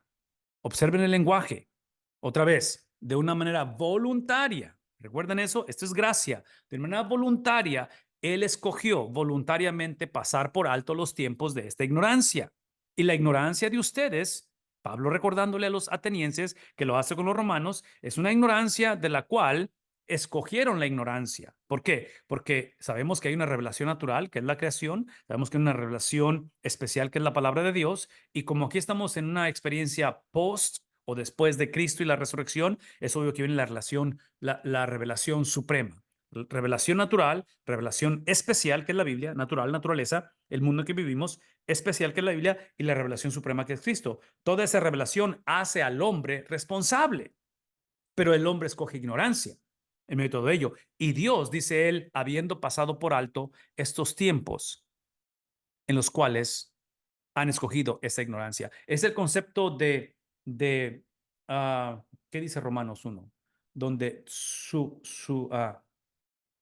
no recuerdo la palabra cómo es, pero está el hombre, está oprimiendo, está suprimiendo la situación donde escoge ignorancia en lugar del conocimiento de la verdad, o en este caso de la revelación de la persona de Dios. Un aspecto sorprendente de la misericordia de nuestro Dios. Esa es la realidad. Es algo completamente sorprendente. Pero ahora han escuchado el evangelio y los ha hecho espiritualmente responsables. ¿Qué implica ello?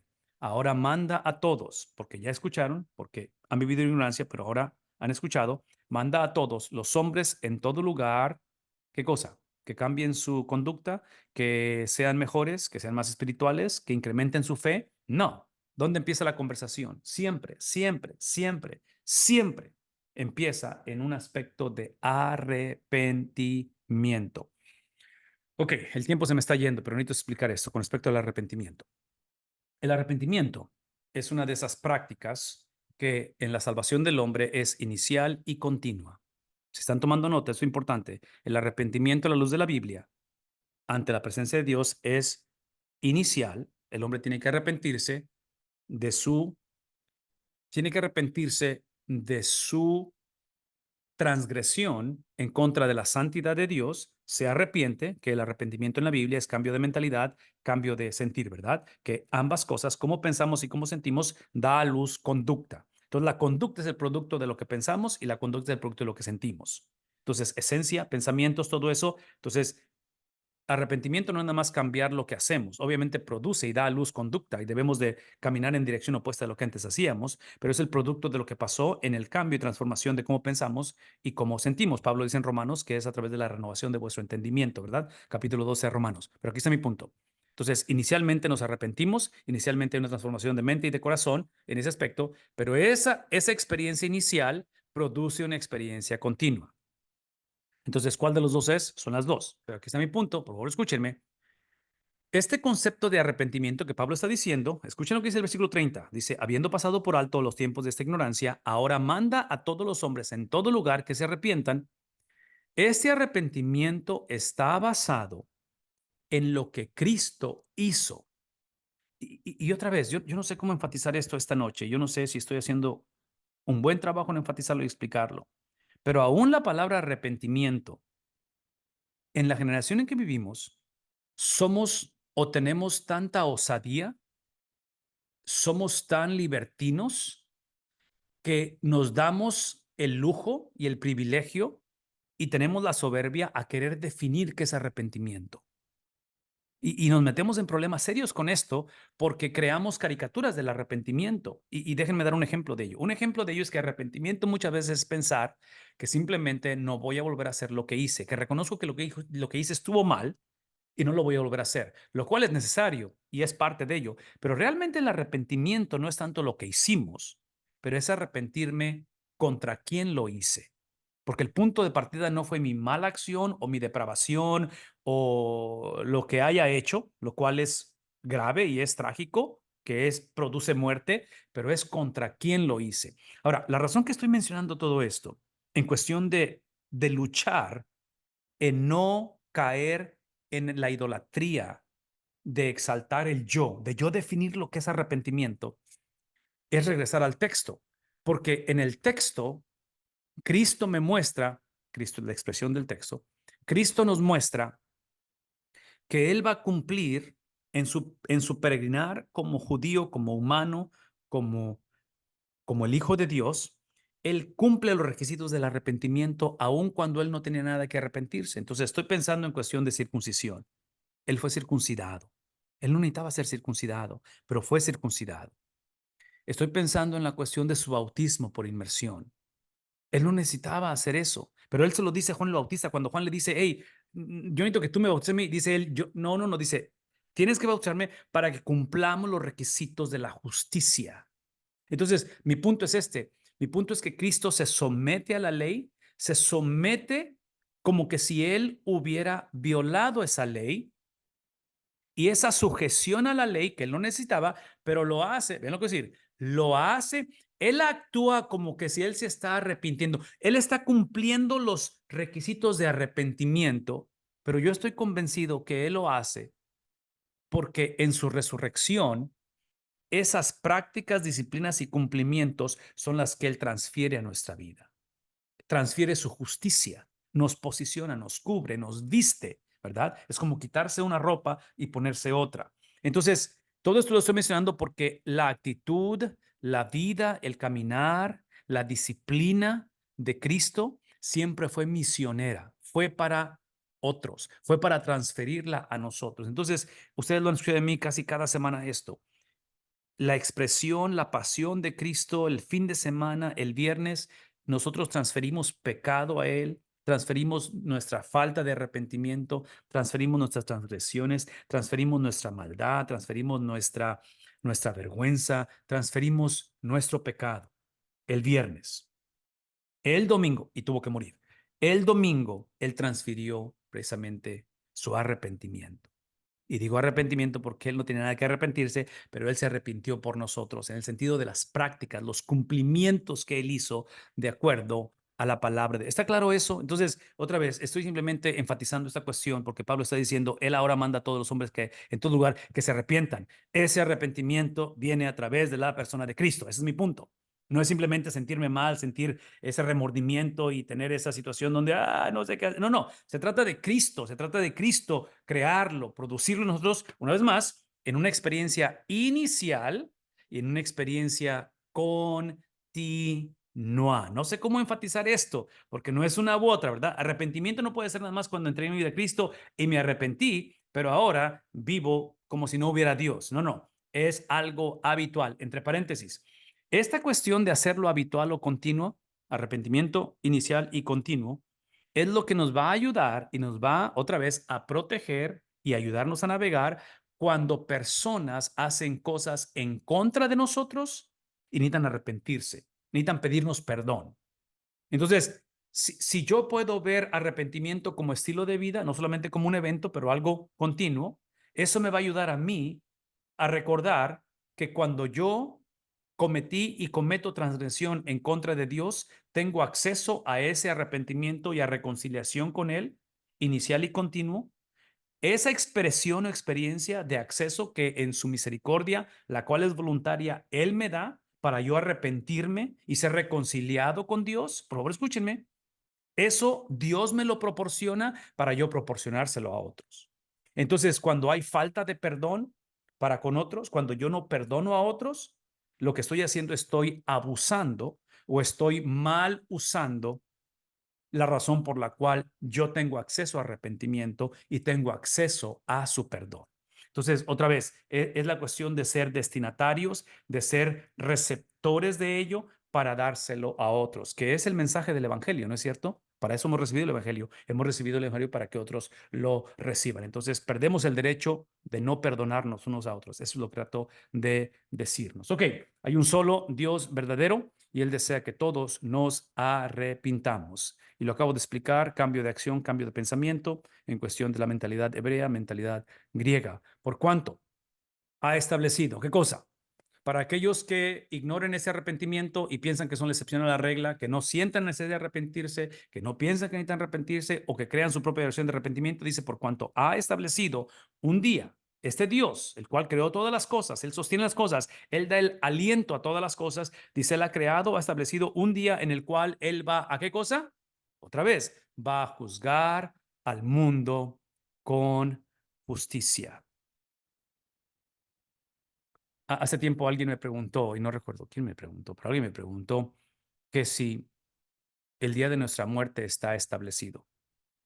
Y menciono esto porque el principio que es que nadie muere a destiempo, porque vean lo que está diciendo, se ha establecido un día para que todos demos cuentas a Él.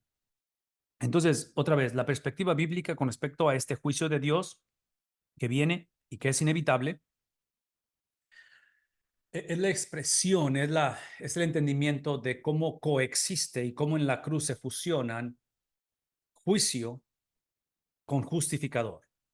Um, Juicio y venganza, justicia con misericordia y con gracia. Y miren, por favor, otra vez, porque siempre la conversación regresa a la persona de Cristo, esa es la realidad. Entonces, Pablo está diciendo, ha establecido un día en el cual juzgará al mundo con justicia. ¿Quién lo va a juzgar? Es Dios. Entonces, aquí está el punto. Ese Dios, ese mismo Dios que se encarnó, perdón, ese mismo Dios que caminó entre nosotros, que es Cristo, eleva, los cuatro evangelios que tenemos, Mateo, Marcos, Lucas y Juan, encontramos a Mateo y encontramos a Lucas, que ambos inician su narrativa, su presentación, su predicación, precisamente con el nacimiento virginal. Nacimiento virginal, pum, banderazo, empieza. Nacimiento virginal, banderazo. La entrevista del ángel con José, la entrevista, bueno, inicia con genealogías, pero el punto es el nacimiento, inicia con la Navidad, ¿verdad? Mateo y Lucas. Marcos, que es el segundo, en el orden, no en el orden que se escribieron, pero en el orden que está en la Biblia, en el canon de la Biblia, inicia con el ministerio terrenal de Cristo. ¿Alguna vez se han preguntado dónde inicia Juan, el último, el cuarto de los evangelios? Inicia con en el principio. Con esa palabra, él regresa a antes de la creación. Entonces habla de la deidad de Cristo, la eternalidad de Cristo, pero aquí está mi punto. La razón que estoy mencionando esto, especialmente con Juan, que habla acerca de esa deidad de Cristo, de que él es antes que su nacimiento original, él es el creador de María y todas las cosas, es precisamente porque lo que estamos hablando ahorita, que viene el día en que se ha establecido el día en el cual juzgará al mundo con justicia, porque ese Cristo, me tengo que decir, ese Cristo, Juan como lo presenta como el agente de la creación. En el principio era el verbo, Juan 1:1, y el verbo era con Dios y el verbo era Dios. Entonces él es el agente, todo fue creado por él y para él, Cristo. Es obvio que lo conocemos como el agente de redención, que es los evangelios, que es la salvación del hombre, todo lo que hemos estado predicando esta noche, pero ahora Pablo lo presenta como el agente de juicio. Entonces Cristo tiene estas tres funciones que aparentemente aparece a través de la Biblia: agente de creación, agente de redención y agente de juicio. Menciono todo esto porque esta noche tenemos la oportunidad de conocer a Cristo como agente de creación y agente de redención. Pero si esta noche continuamos rechazando esa oferta, continuamos esta mentalidad de espiritualidad individualista, espiritualidad de acuerdo a lo que yo pienso y crear esta caricatura de Dios, el día viene, de acuerdo a esto que está diciendo, el día viene el cual ya fue establecido. Ya está determinado ese día en el cual Él viene. Él no viene como agente de la creación. Él no viene, cuando ese día suceda, su segunda venida, no es como agente de redención. Él viene como agente de juicio. Y es donde va a separar a aquellos que le pertenecen y a aquellos que nunca le conocieron. Entonces la invitación esta noche, como es la invitación para esta generación en Atenas, es de que entendamos que nadie muere a destiempo, y la otra cosa es que todos daremos cuentas de la mayordomía del regalo que Cristo es esta noche. Vamos a dar cuenta de la gente de creación y de la gente de que es Cristo, los dos, el agente de redención que es Cristo. El Padre va a pedir cuentas con respecto a ello. Y aquí es donde la invitación es que procesemos esta invitación inmediata a través de lo que está por venir. Y eso es extremadamente importante. Viene a juzgar al mundo con justicia por aquel varón a quien designó. Y es lo que acabo de explicar, ¿verdad? Agente de creación, agente de redención, agente de juicio. Entonces, es a través de Cristo y es por Cristo. Entonces, la ventaja del cristianismo o de los cristianos es que el mismo juez es nuestro abogado mediador. Es la misma persona. Entonces, es obvio que esas son buenas noticias para nosotros. Dando fe a todos con haberle levantado de los muertos. Esta cuestión de dando fe a todos con haberle levantado de los muertos es la cuestión de que Él nos ha entregado su justicia. Por eso es que Él salió victorioso de la tumba. Salió victorioso de la tumba no solamente para lidiar con el pecado y literalmente romper las cadenas o la legalidad del pecado, pero eso es parte de la conversación. Por eso es que somos perdonados y legalmente no somos culpables ante Dios, pero legalmente también nos ha posicionado literalmente como hijos de Dios. Legalmente nos ha posicionado por la resurrección y porque nos ha transferido su justicia. Ve lo que está diciendo. Dice, dando fe a todos con haberle levantado de los muertos para transferirnos, para darnos, para imputar en nosotros, ¿qué cosa? Su perfección, su obediencia, su arrepentimiento, lo que a veces es un momento, de tal manera que legalmente ahora Dios no solamente nos ve como perdonados, pero nos ve como si nunca hubiéramos cometido pecado. Legalmente ante Dios nos ve como si ya obedecimos este libro en su totalidad. ¿Por qué? Porque la obediencia de Cristo sobre este libro, que Él obedeció todo, es lo que garantizó que Él saliera de la tumba victorioso. Entonces la pregunta es, ¿qué es lo que garantiza que tú salgas de la tumba un día? ¿Qué es lo que garantiza que un día, cuando venga el juicio, tú salgas para ser enjuiciado por el mismo juez que es tu abogado mediador? Defensor, ¿cuál es la garantía? La garantía es si tú obedeces este libro en su totalidad, porque esto es lo que va, es bajo esto que seremos juzgados, que es el punto, que lo que garantiza que yo salga de la tumba es que Cristo cumplió la ley y mi confianza está puesta en su cumplimiento, no en mi habilidad de cumplirla, pero en que Él la cumplió, porque no solamente la cumplió para mí, pero Él transfirió y me acreditó ese cumplimiento a mí. Entonces, legalmente, Él me ve como si ya he cumplido esto, aun cuando estoy luchando dentro de mí en obedecerla y en cumplirla, porque soy llamado a hacerlo, y esa lucha no altera lo que ya sucedió. Entonces, por eso es que ahora hablamos acerca de esta cuestión de entregarnos su justicia a nosotros. El Padre solo aceptó la vida, aceptó la enseñanza, aceptó la muerte expiatoria de una sola persona. Entonces, aquí está la garantía de mi resurrección. Por favor, escúchenme, hermanos, escúchenme, escúchenme, escúchenme, escúchenme lo que estoy diciendo.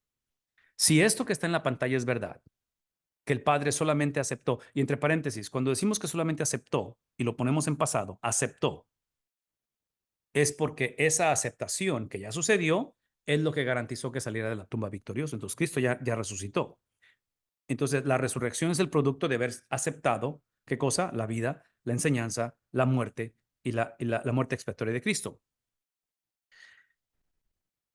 Lo que hace el Evangelio y lo que hace esta expresión, esta experiencia que estamos explicando y hablando esta noche, es que aun cuando estos principios, y otra vez observen el lenguaje de lo que está diciendo, habla acerca de cómo está establecido un día que va a juzgar al mundo con justicia, y lo va a hacer a través del varón que fue designado, en el cual ha dado fe a todos con haberle levantado a los muertos. Por favor, escúchenme.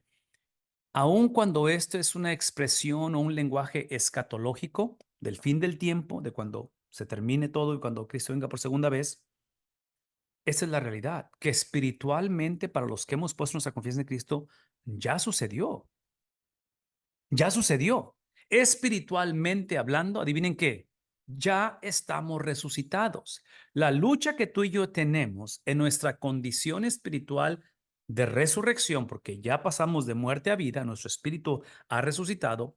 La lucha que tenemos es que nosotros como seres humanos, por favor escúchenme, no tenemos un espíritu resucitado.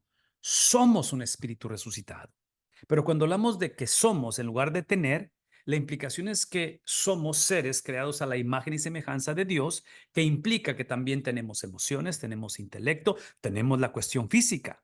Y eso que estoy describiendo entre intelecto, entre emociones, entre la cuestión física, es lo que eventualmente llevará a cabo en esa resurrección de entre los muertos. Pero espiritualmente hablando, ya fuimos o ya somos. Entonces, otra vez, esa es donde encontramos esta tensión irresoluble de lo que ya no sucedió, pero está por suceder. Entonces, ya ha sucedido, pero no ha llegado a la consumación de las cosas. E inclusive, aquí hay un principio sumamente importante, y si ustedes ven la pantalla, la referencia de Primera de Corintios capítulo 15, que es cuando Pablo otra vez hace la apología, la defensa de la fe con respecto a la resurrección de entre los muertos, por favor, escúchenme.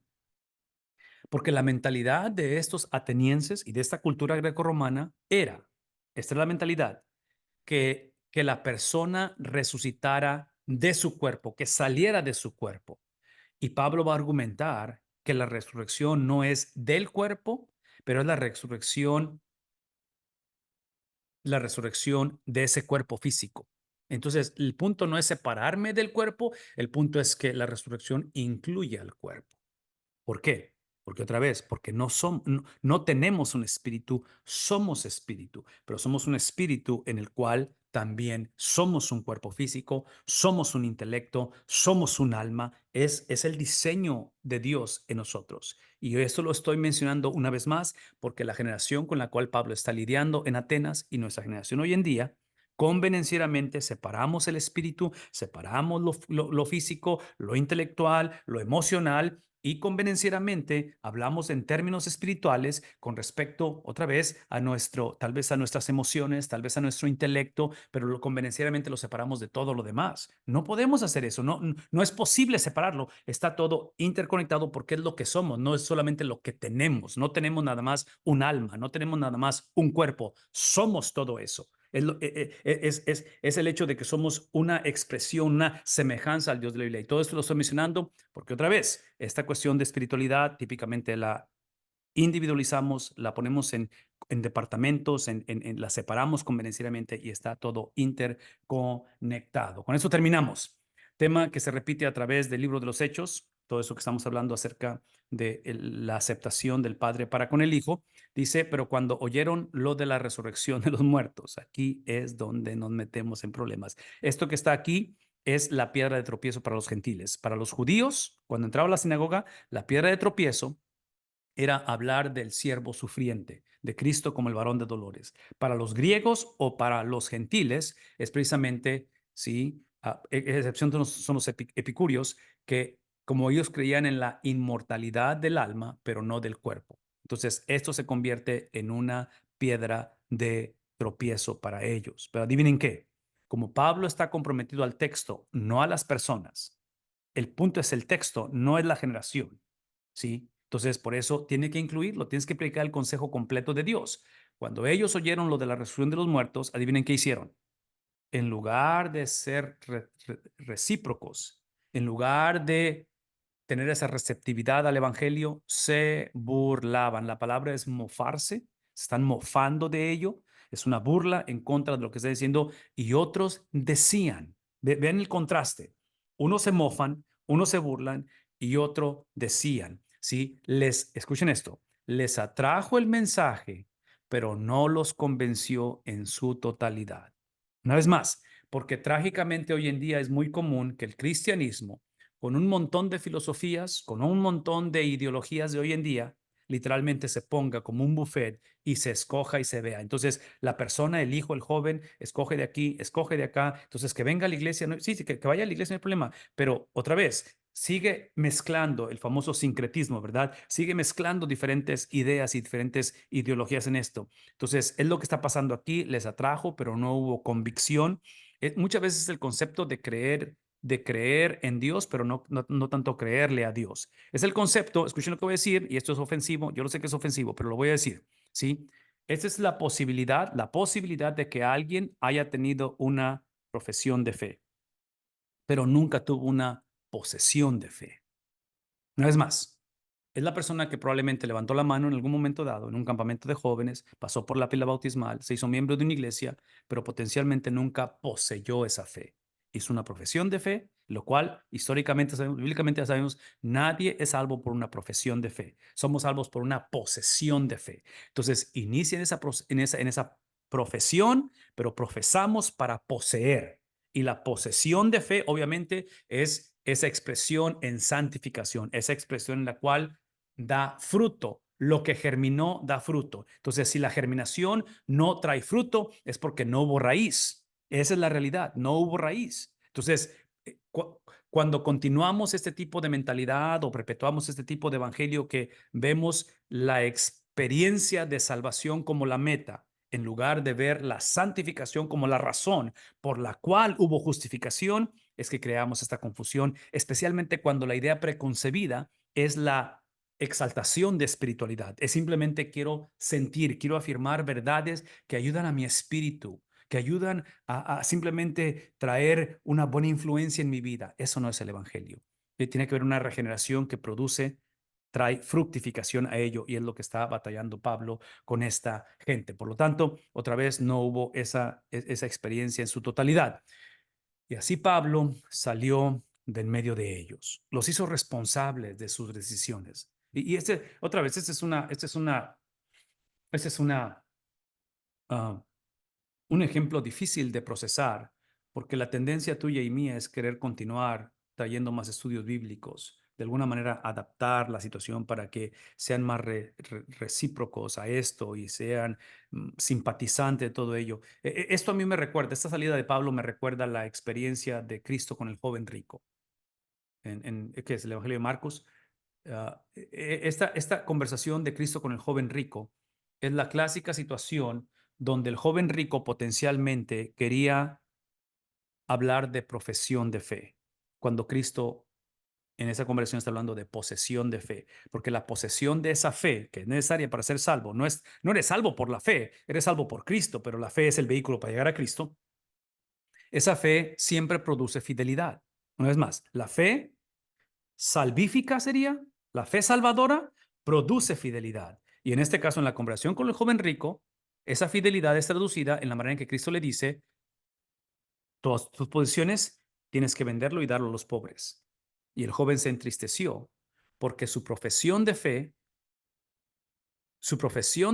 no era para mostrar fidelidad, era para mostrar simplemente que él era espiritual, que él llevaba a cabo la ley, que él era obediente, que él era, y ustedes pueden describir todos los adjetivos que le pueden dar a una persona religiosa, a una persona otra vez espiritual, una persona egocéntrica. Y cuando Cristo entra y confronta, entonces Cristo lo que no hizo es bajar el tabulador, bajar lo que produce la fe. Sí, la fe salvadora siempre, siempre, siempre, siempre, que inicia con una profesión de fe, produce una posesión de fe, que en este caso sería fidelidad.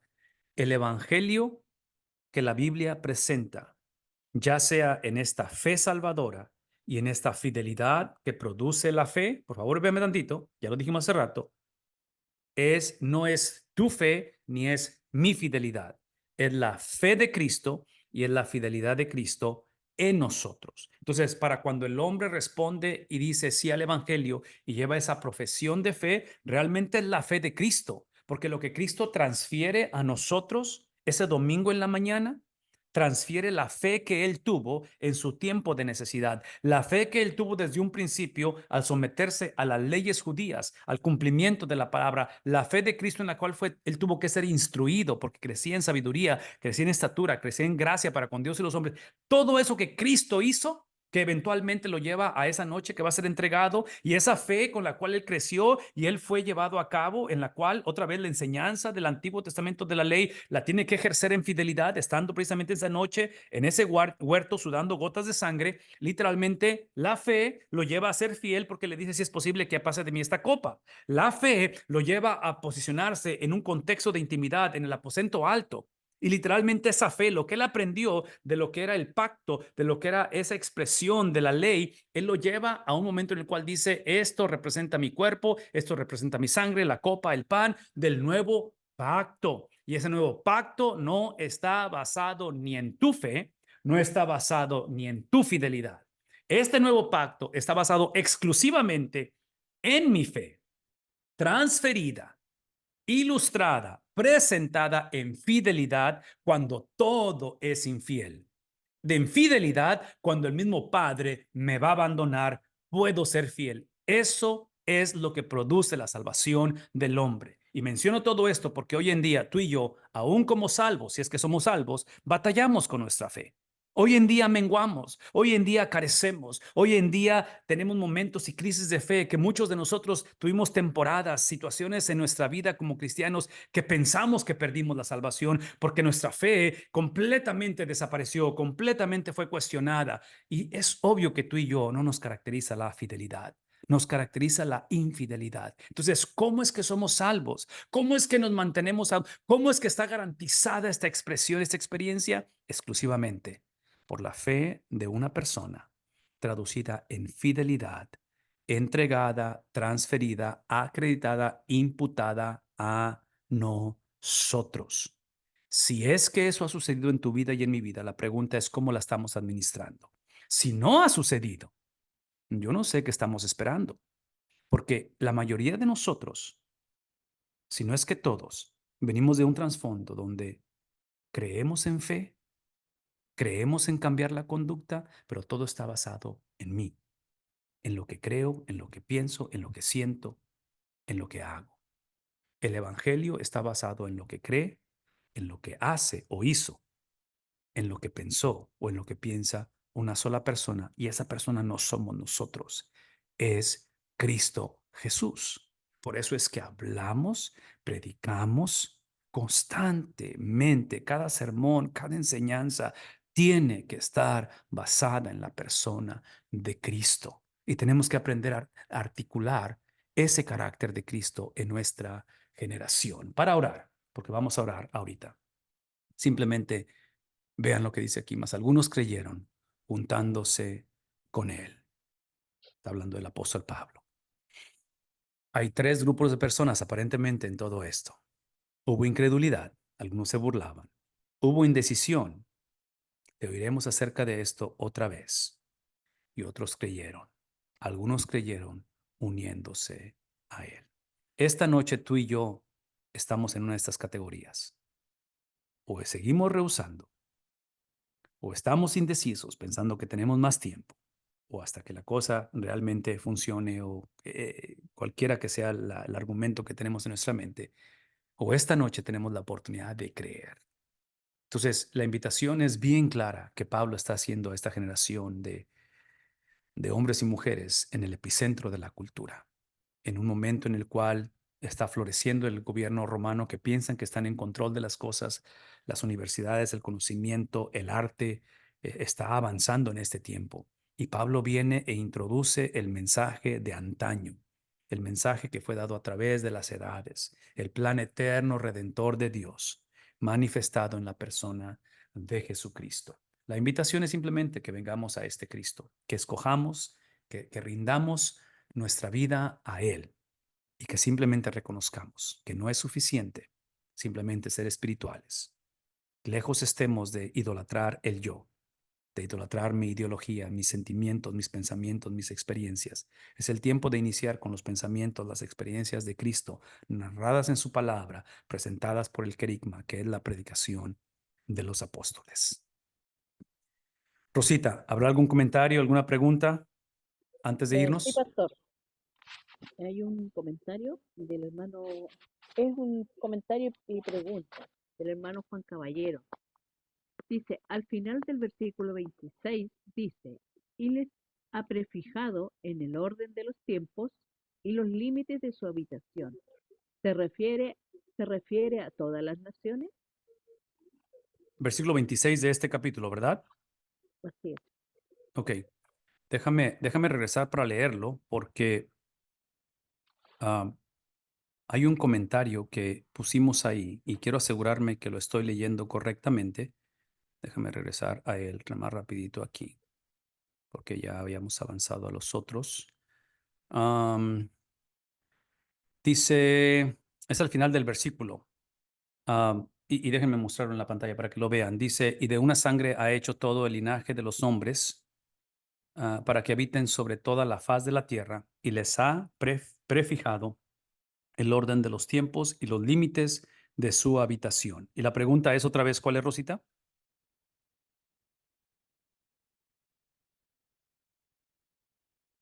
No, no te escucho. La pregunta es así. Al final del versículo 26 dice, y les ha prefijado el orden de los tiempos y los límites de su habitación. Ujú. ¿Se refiere a todas las naciones? Sí, definitivamente, de todas las naciones. Y la otra cosa es de que, acuérdense que hablamos acerca de que nadie muere a destiempo. Entonces, todo está establecido.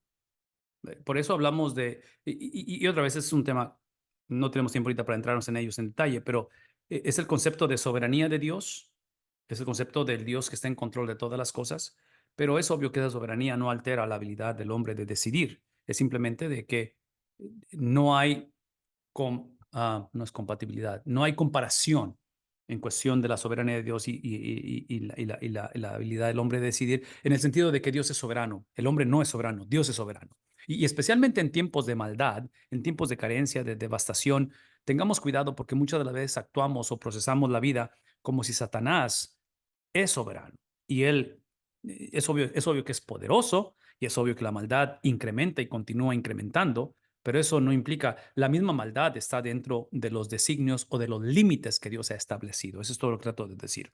Aquí hay un principio, inclusive, con respecto a la maldad, porque aquí es donde se nos olvida lo tenebroso y lo depravado que es el corazón del hombre. Lo que yo entiendo de la palabra de Dios, porque veo ejemplos como en el libro de Éxodo, cuando Faraón endurece su corazón y luego Dios endurece el corazón de Faraón, da la impresión que aquí el punto con respecto a la maldad, estoy ilustrando simplemente la soberanía de Dios por la pregunta, ¿verdad? Porque la pregunta es que si los límites de su habitación es las naciones, o en este caso, y la respuesta es sí, pero también es la cuestión de la vida del hombre, cómo Dios tiene control de todas las cosas, porque lo que ha hecho Dios es que ha restringido a nuestra maldad. Lo último que deseamos es que Dios suelte la maldad de nosotros, porque entonces estamos sumamente problemados, porque el libro de Romanos, sobre todo capítulo 6, capítulo 7, habla de legalidad en relación a en cuestión de la relación con la maldad, de que somos esclavos del pecado, ¿verdad? Entonces, al venir al Evangelio, al venir a Cristo, somos esclavos de Cristo, pero esa esclavitud en Cristo es libertad verdaderamente. Entonces, nada más para ilustrar lo que es el Dios que controla todas las cosas. Y en este caso, ya, Él ha prefijado el orden de los tiempos y los límites de su habitación. Por favor, escúchenme. El contexto de esto es lo que hemos estado diciendo, es la mentalidad de estos atenienses, donde ellos están tratando de apacentar o de que no se alebresten los dioses y las deidades, entonces tratan de complacerlos, por eso es que tenían ese altar del Dios no conocido, ¿verdad? Porque por si alguna razón alguno que o se aparece o no conocemos y que no se vaya a molestar con nosotros, porque el motor de arranque de ellos es el temor, entonces Pablo está diciendo, hey, no, si algo sabemos del único Dios verdadero, es que Él es soberano de todas las cosas, número uno, y que en su soberanía Él ha escogido dar misericordia a nosotros al depositar su justicia y su venganza en el Hijo. Esa es la soberanía, es el plan eterno de Dios. Entonces no tenemos que vivir bajo ese temor en cuestión de nuestras acciones. Buena pregunta, hermano. Gracias. ¿Algún otro comentario o pregunta? No, no hay nada más. Perfecto. Si Hasta no luego. hay ningún comentario, y otra vez, yo les invito a que abran sus micrófonos cuantas veces puedan o deseen, hermanos. Déjenme recordarles que la próxima semana nos movemos al capítulo 18. Continúa otra vez porque estamos viendo esta narrativa con respecto a la manera en que se mueve el evangelio a través de esta generación y entre paréntesis que por el tiempo no lo hago, pero en la línea del tiempo del Nuevo Testamento que las he compartido con ustedes y si no la tienen se las puedo mandar, este es en esta temporada, en esta época, en esto que estamos leyendo que la primera y segunda carta de Tesalonicenses son escritas. Entonces aquí es donde entra otra vez la contextualización de las cosas. Cuando predicamos o leemos Tesalonicenses, tenemos que pensar en estos capítulos de Hechos para ver los sucesos, el entorno, bajo qué condiciones está hablando, de dónde está escribiendo Pablo, dónde se encuentra él cuando escribe estas cartas, porque mucho de ello va a influenciar en lo que dice y cómo lo dice.